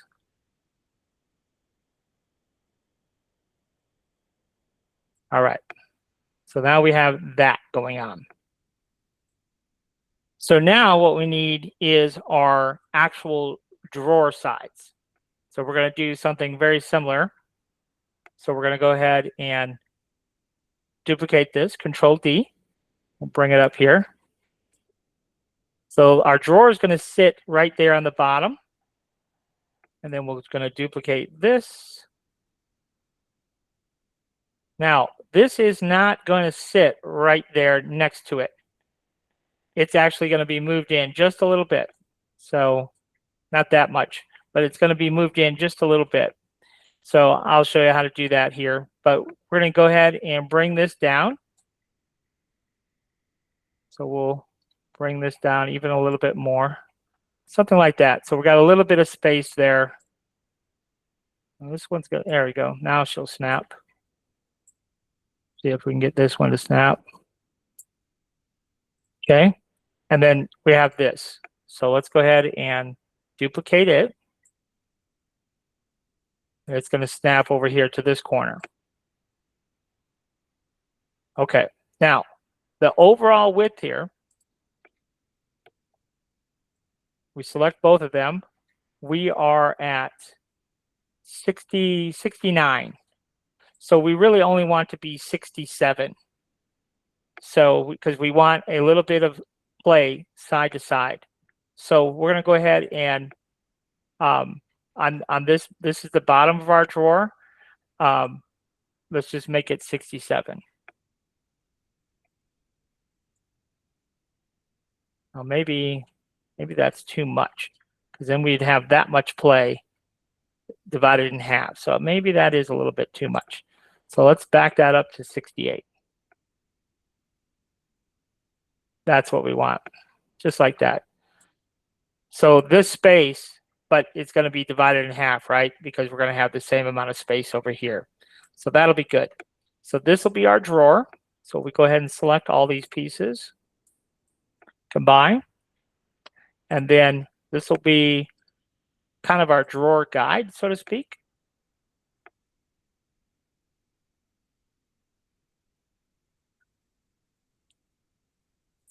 So I'm going to select those three pieces and weld them together.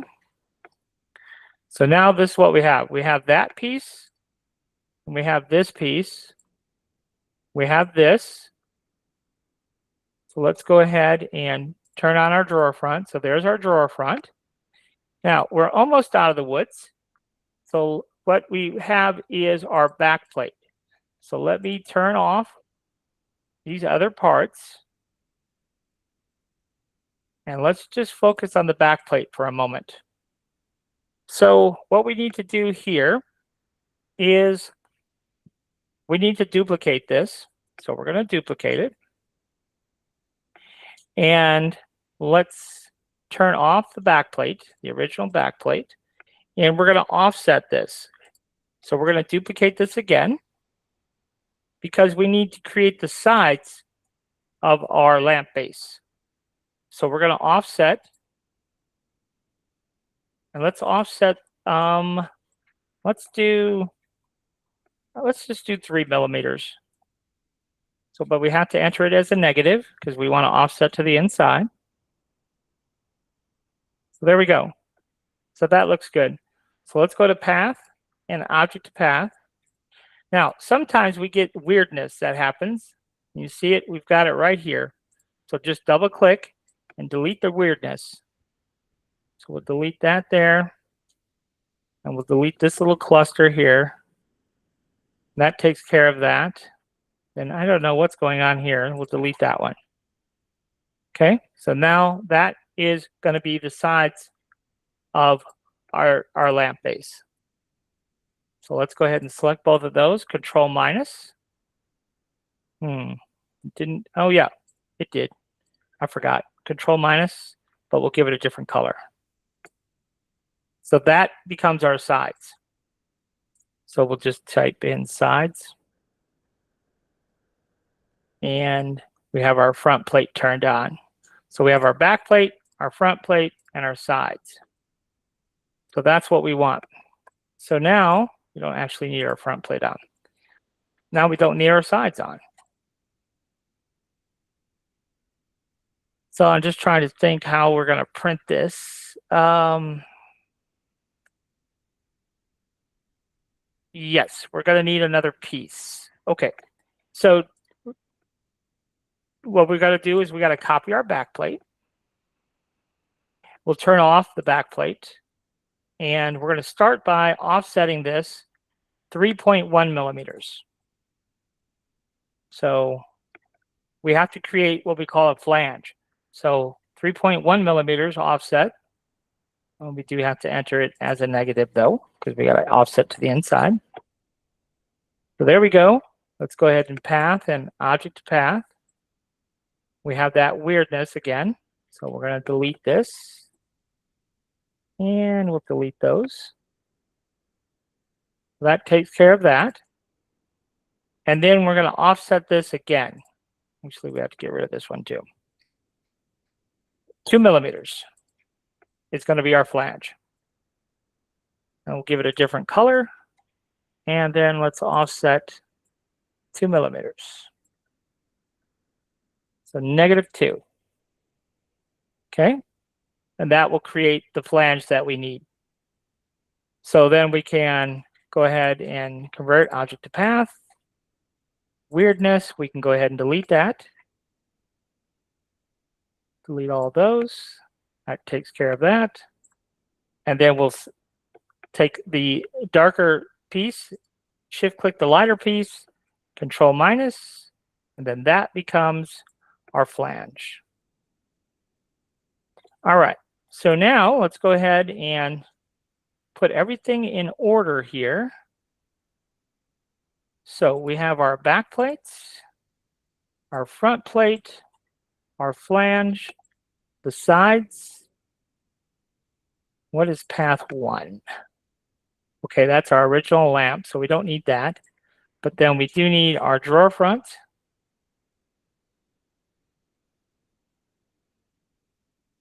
And then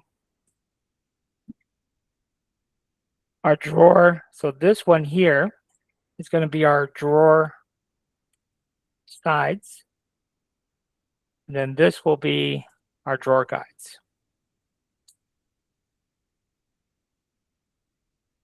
All right. So there we go. Now we have all the components of our lamp base. So let's go ahead and save this. We'll see how this all gets put together.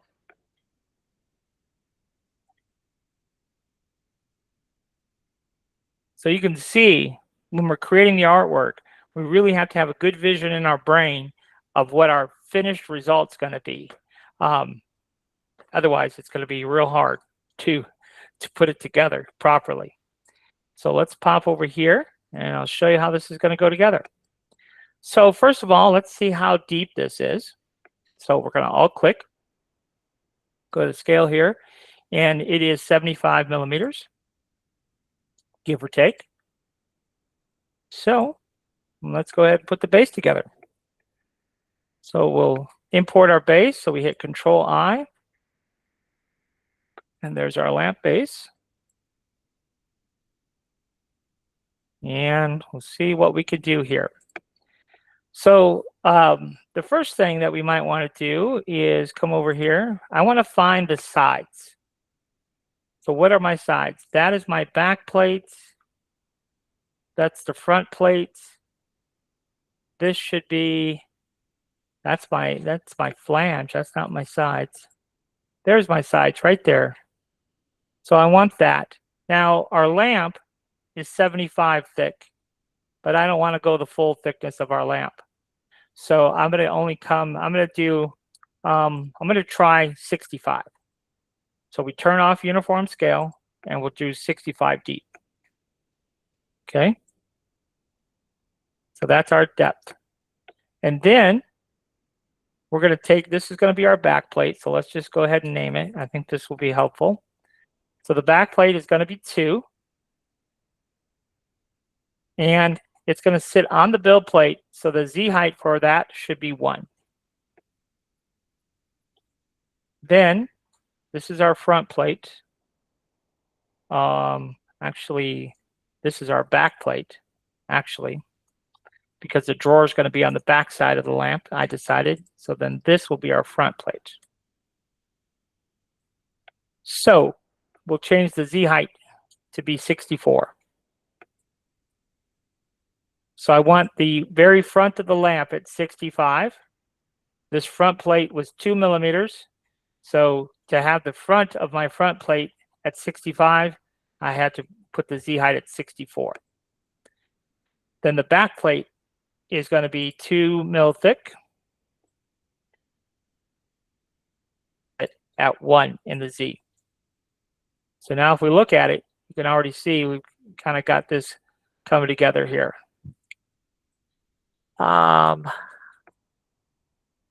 What did we do here? Why is that solid looking? I wasn't expecting that to look solid. Okay, I got you. That makes sense. Now it makes sense. Okay. I was freaking out there for a second and didn't think that should be solid, but it should be. All right, so our flange, that should be 12. Our flange is going to be on the back side of our front plate. So our front plate, we had it 64. So what do I want to do? I don't want to confuse you. Let's just leave it alone for the moment. We'll just leave it alone for the moment. So let's see here. So that is our drawer front. So that is going to be 2 millimeters thick. And then let's see what we got these two here. Okay, this is our bigger one. So this is our drawer guide.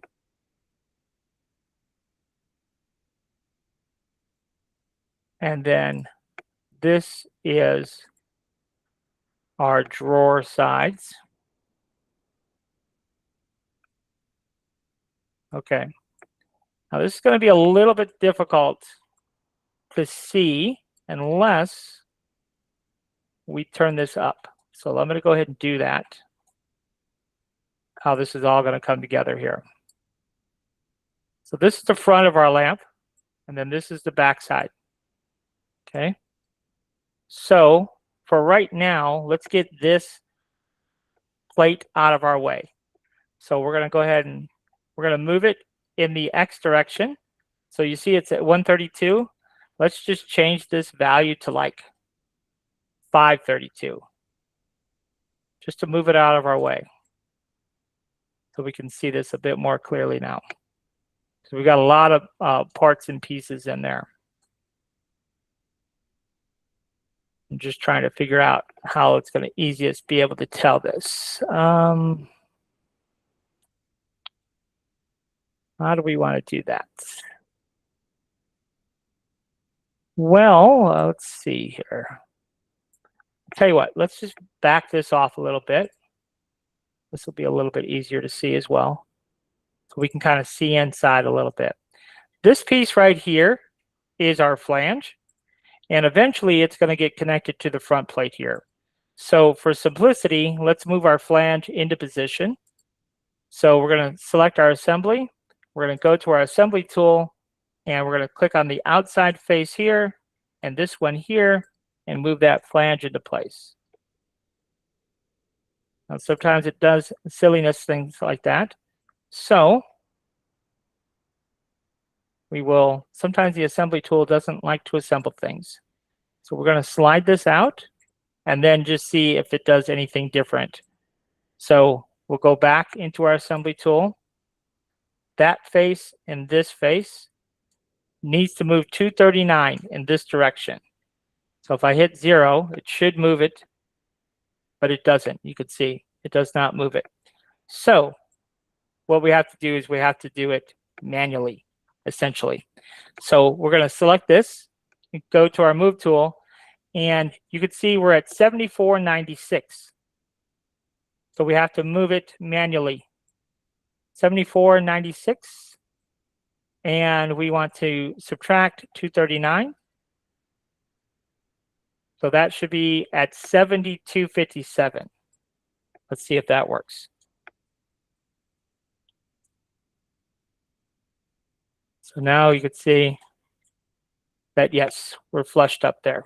That's what it's supposed to be. Okay, so now this piece is our sides, and it is, let's see here, it would be in this direction, right? Let's see here. Yes, 65 deep. So our drawer here basically needs this, our drawer guide right here, the bigger one needs to be 65 as well. So let's just go ahead and make that 65. You see there?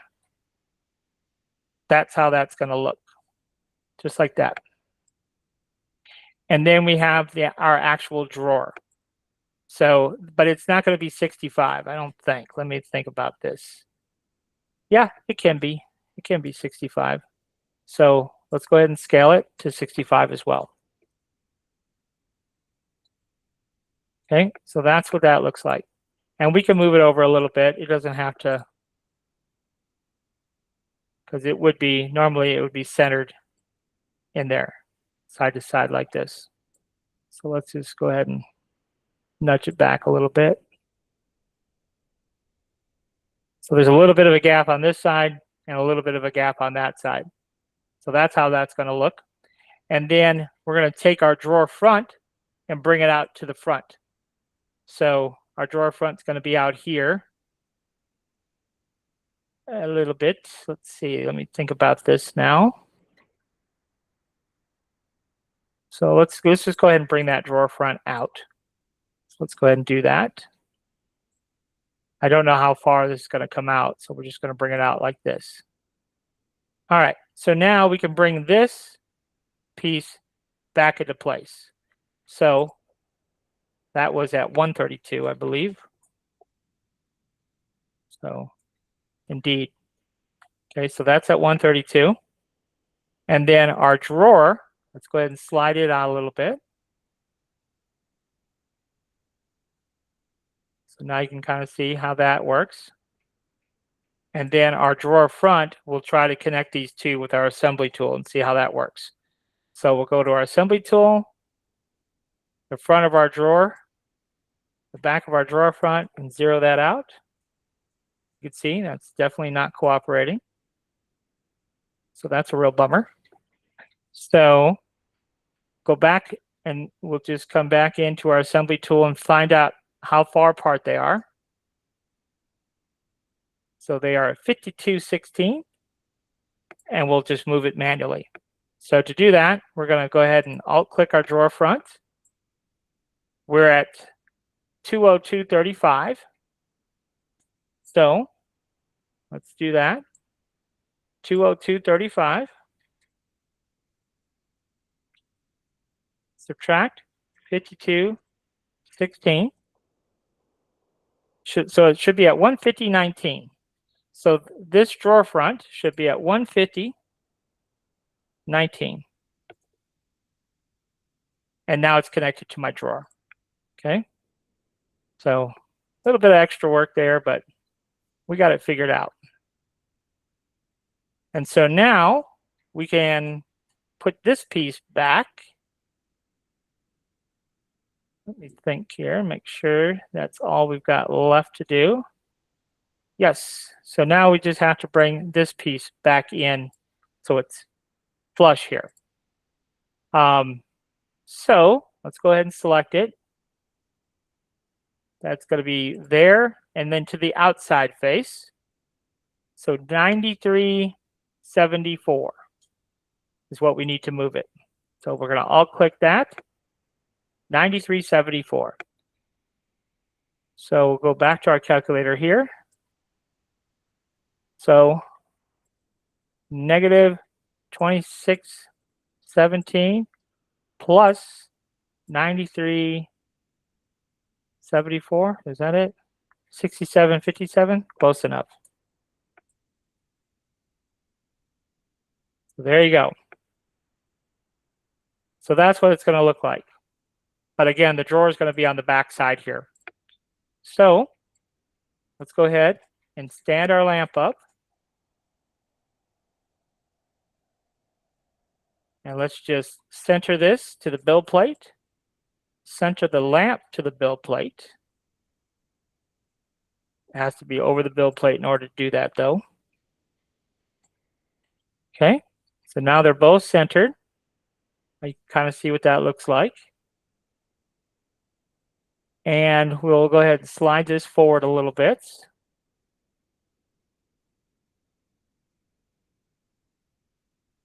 Slide it forward a little bit more.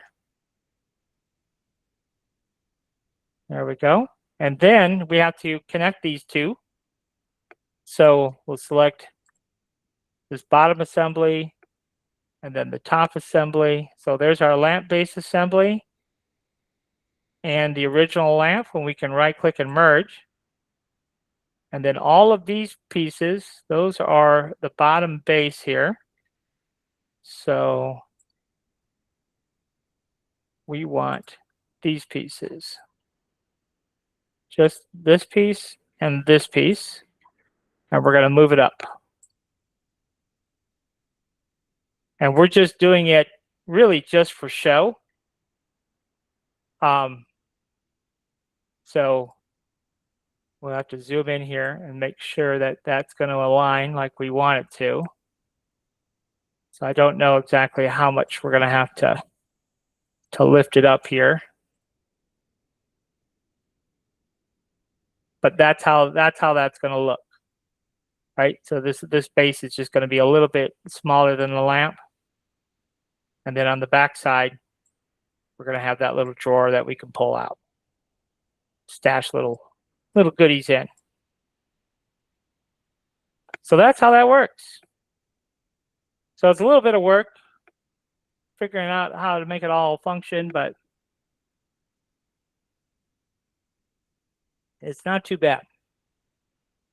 So the next piece of the puzzle, and we could put something on the front plate here. You know, we could put some kind of little rose or something on the front plate, or we could put a name or a date or, you know, whatever we wanted to, just to kind of cuten that up a little bit.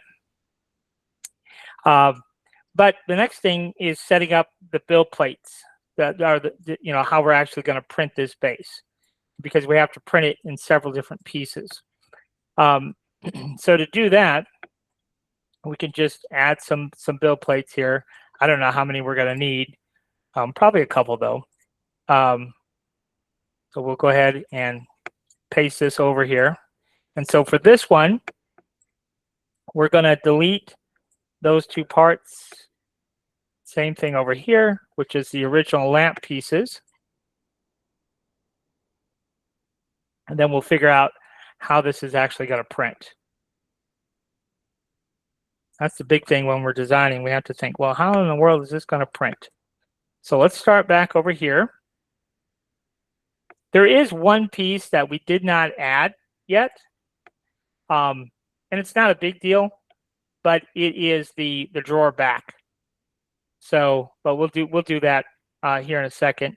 So we're going to delete everything that we don't need. So this one right here, what is that? That is lamp base 4. Okay. And then we have our drawer sides. Got it. So we're going to delete everything else and leave just our drawer. So that's what we're going to leave, just the drawer all by itself. So that's going to be one print there. And then on this one, we can delete our drawer because we don't need that anymore. And we can delete this on this side. And we're going to delete our flange. We don't need that either.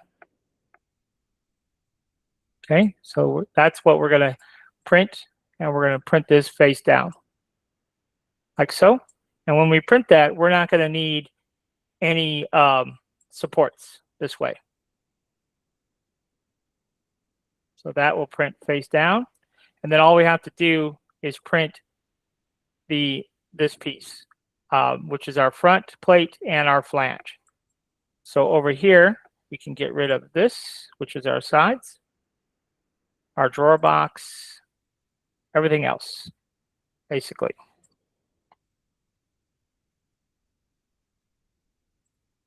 This piece, and so this gets laid flat.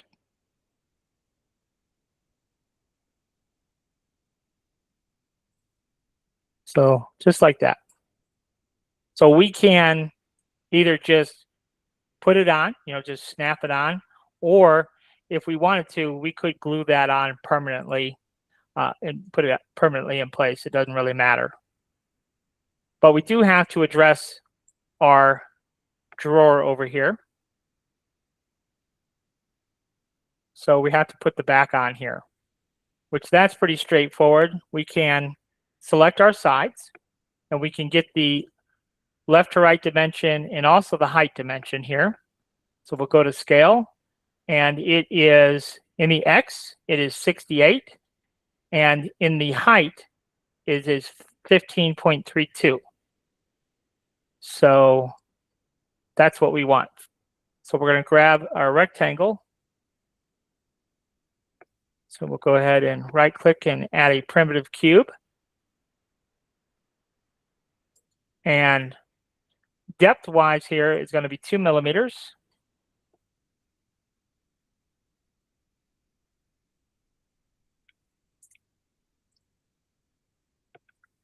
So there's 2. And then the height is going to be 15.32. I think that's what I remembered. And then the width is going to be 68.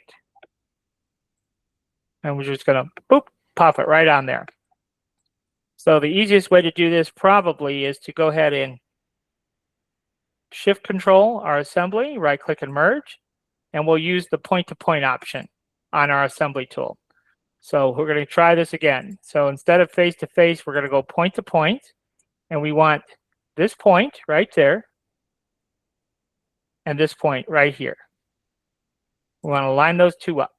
So we can hit 0, tab 0, tab 0. And there we go. So now we have the back of our drawer in place. And then we can just stand this up. And that's probably how I would print it, just like that. We will need supports here. But I think that is the best route to take as far as printing that piece. We can bring this over here. And we can get rid of that build plate. And so that's how the base of that lamp would have to be printed.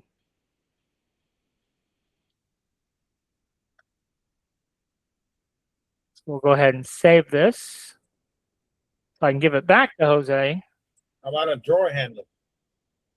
Yeah, you could definitely, yeah. So now we've got an issue because in order to print this drawer in this orientation, we can't have a handle on it, right? Okay, gotcha. But we could definitely add a little handle, easy enough. We could go out into MakerWorld and find something pretty, or we could just make something pretty. So let's make something pretty. So let's do that. Let's come over here And what do we want? Do we want to use chat for this, or do we just want to go out and find something? Let's just go out and find something. So there, like I said, there's probably a million things that we could use on Make a Row, but let's just make something. Let's type in rows clip arts. And maybe we have to be more specific. Black and white clip arts.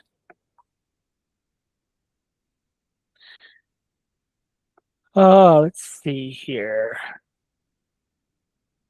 Something like that, kind of along that line. Let me see. Let's see here. That's not seeing what I want to see. Let's do rows with vines and leaves clip art. Let's see if it gives me something now.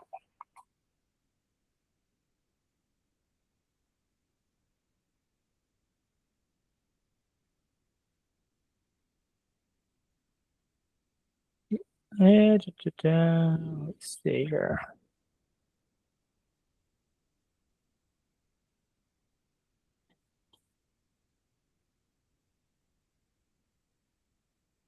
Let's just use this. This will be good enough. Give you the idea anyhow. So we're going to copy it, and we're going to come into Inkscape here. Let's go ahead and create a new drawing, and we'll paste it, and we'll right-click and trace bitmap. We'll apply, move our copy down, break it apart, get rid of everything but. Let's use our Alt key and swipe through. Select all that junk, get rid of it. Get rid of it. And so now we have just our little rows here.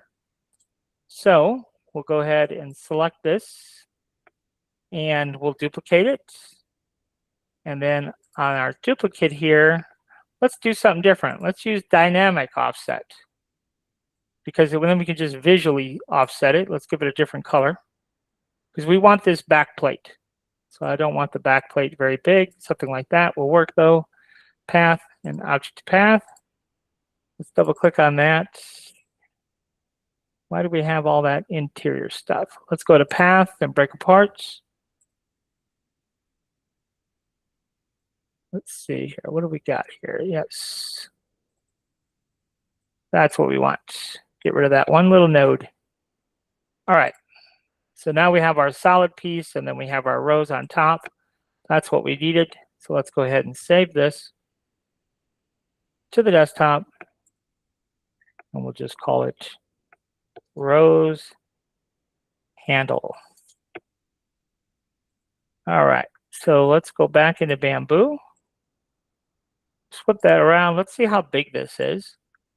So that is in the X position or the Y position. It's about 1 inch. Okay. So we'll go ahead and import our rows handle here. Well, that's a little bit too big.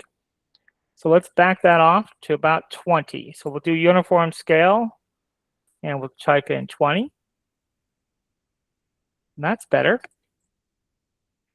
So over here on objects, we're going to take our first piece and make it 2 millimeters thick. Turn off uniform scale. And so that should be sitting at 1, which it is. And then our secondary piece, we'll make that 2 millimeters thick. And let's make that white. So right here, we'll make that white. And then we'll set that at 3. So now you can kind of see what that looks like. But maybe we'll back this down to maybe, I'll tell you what, let's leave it 2 millimeters thick, but we'll just change the Z height to 2. So we're going to embed part of the white into the black. I just think that'll look a little bit better like that. Okay, and then we're going to add a little cylinder here. So there's our cylinder. So we're going to go ahead and scale this down. And so this is 20. So how big is this? So that is 10. Yeah, that's probably okay. Let's just make it 12. But it doesn't need to be 12 tall. Maybe only 6 tall. We'll do something like that. All right. So let's go ahead and let's just add a new build plate here. And take this piece and this piece over to the new build plate. So we're going to, on the cylinder, let's right click and center this on the build plate. And then on this, we could center it on the build plate. So now those two are centered. And now we're just going to take this and put it on top. So we'll take this and control click our cylinder, right click and merge. And then we're going to alt click this piece and move it up like so. And I think I'll just use my assembly tool, even though it's failed me all night long. We'll go to face, that face, and this face, and hit 0. It did it there. And then we'll do this face, and 0. So we're going to print our little knob just like it is. Now we will need supports, right? Because we have this cantilever, but if our supports are set properly, that will pop right off there, no issues. So let's go to support and let's enable supports and then come down here, our top Z distance, we'll set that to 0.28. And then our interface layers, I usually just bump those up to 4. And the support should come right off that knob, no issue. And then we've got a pretty decent, this is 12 millimeters, that's a 1/2 inch. So we have a pretty decent surface area to glue onto our drawer front there. You just move it over there, print all this on one plate.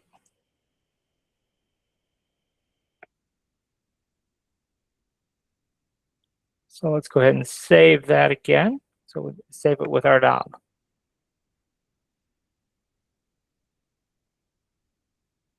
Any questions?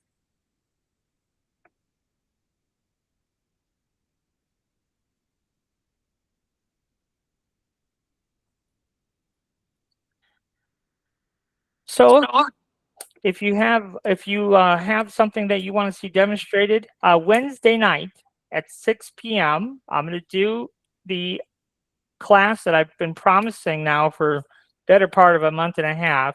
So Wednesday night, we're going to do a special class, 6 p.m. Central Time.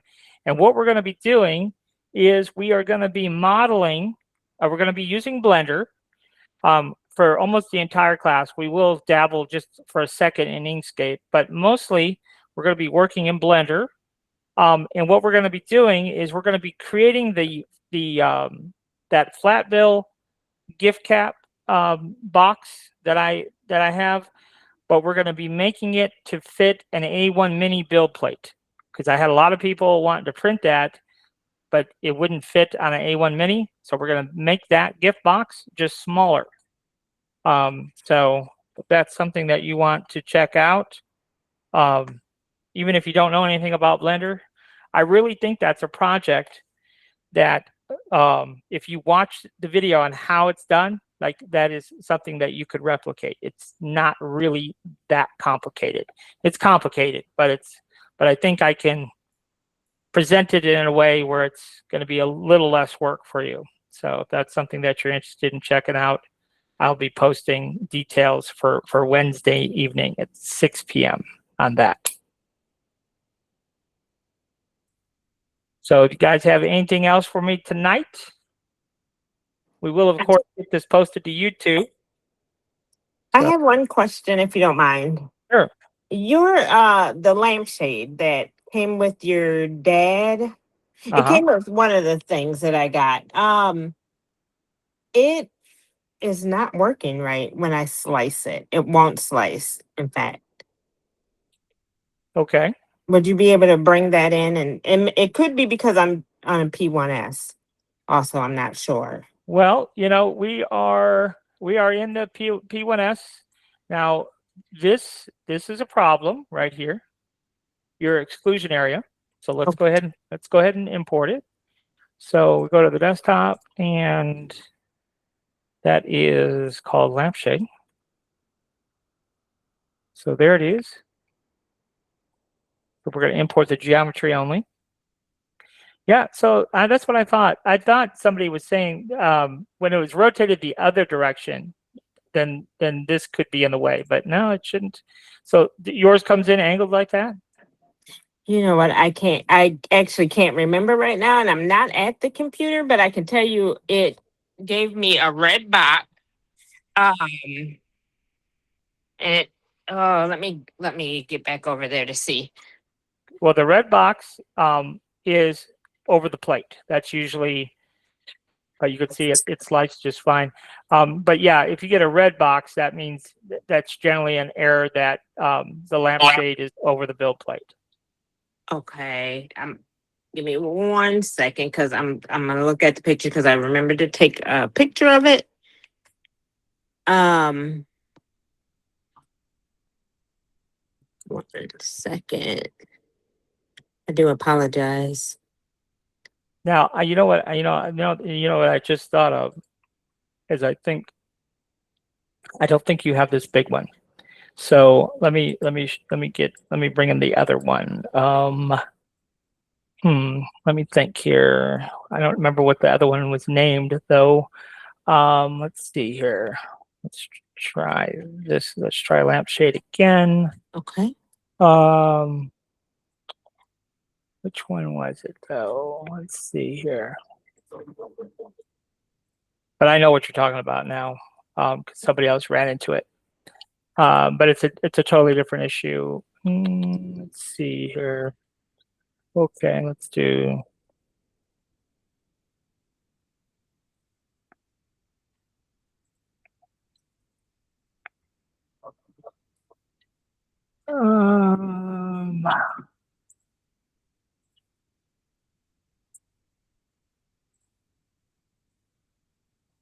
See if it's this one.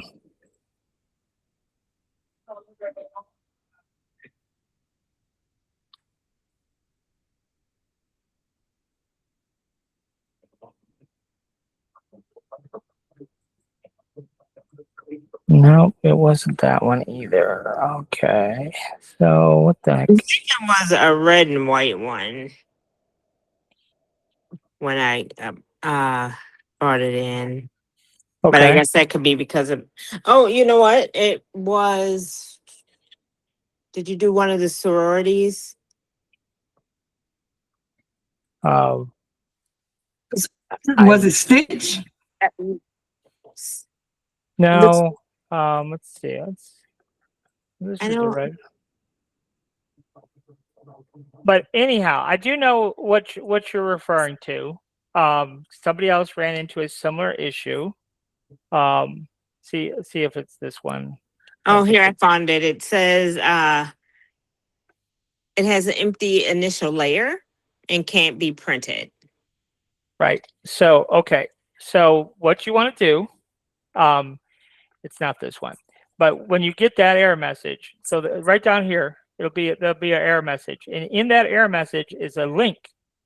There's a link, and when you click on that, it'll jump to the build plate where the error is, and all you have to do is hit your delete key. Okay. And that's it. Oh. And then reslice. Okay. Essentially, what happened in that particular file, like I said, I don't know exactly which file. I think it was that one. This is the full size. Well, it might be the smaller one, but anyhow, there was one piece that was in that drawing that shouldn't have been there. So anyhow, when you get that error message, you just click on that link that it gives you, Okay. and then it'll highlight the problem, and then just hit your delete key. And Okay. then when you delete that piece that it highlights that says it shouldn't be there, then you can reslice it and it'll slice properly. Okay, thank you. So yeah, but if that doesn't fix your problem, then definitely, either give me a call or send me an email or something. Okay, We'll get it resolved. thank you. Any other questions for me? I have a question, Kev. Sure. First of all, thank you. Class was great tonight. That was on the spot. I was trying to figure that out. But now you're speaking of lampshades. I haven't seen any lampshades on your Patreon. Not on my Patreon. I don't think did I give you a lampshade the other day? No, I can't remember. I think maybe I did. I thought we did something just the other day with a lampshade. I'll have to double check. Okay. 'Cause I can't remember specific, but it was just recently we did something with a lampshade, but I can't remember if I included it in the download files or not. But otherwise, the lampshade is available on the website for $5 in 2 different sizes. Okay. But I don't know. I don't know about the Patreon. I'll have to see if we did anything with a lampshade on Patreon. I can't really remember. All right. Thank you. And I have another question. Okay. I have a design that I've seen. I tried to I'll reach out to you anyway. I tried to do it in, what is it, Meshy? Uh-huh. Do you use Meshy, or do you recommend it? Because nothing comes out right on there. I've never used it. No. Now, I think if you have the paid version of Meshy, I'm told that sometimes that's better if you use the paid version. But Yeah, I use the paid version, and Oh, you I'm do? done with that. Yeah, I'm done with that. But I'm looking forward to Wednesday's class because I'm interested. I've been trying to figure out Blender. well, there's a lot to figure out, that's for sure. But honestly, it's not. You're so encouraging, Kev. It's not terrible. Like, it's what Blender can do is really amazing. But yeah, it's a whole different animal, that's for sure. Thanks for the scare. Yeah. But no, I think if you are determined and recognize that, hey, I don't know anything of what I'm doing. It's going to take me a little bit to figure this out and come at it from that direction. I think it'll work out. But I really think that that this CAP project is something that we can do and without too much trouble. Thank you. I have a question, Kevin. How hard or easy is it to convert laser cut files and convert them into like 3D files?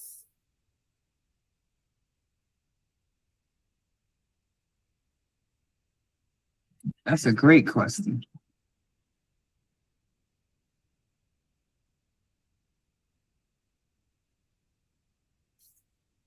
Maybe we lost them. No, he's muted.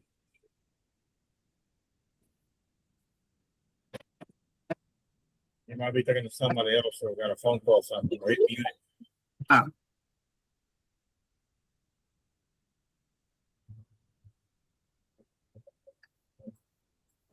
There we go. I was muted. Can you hear me now? Yes, we can hear you. Okay.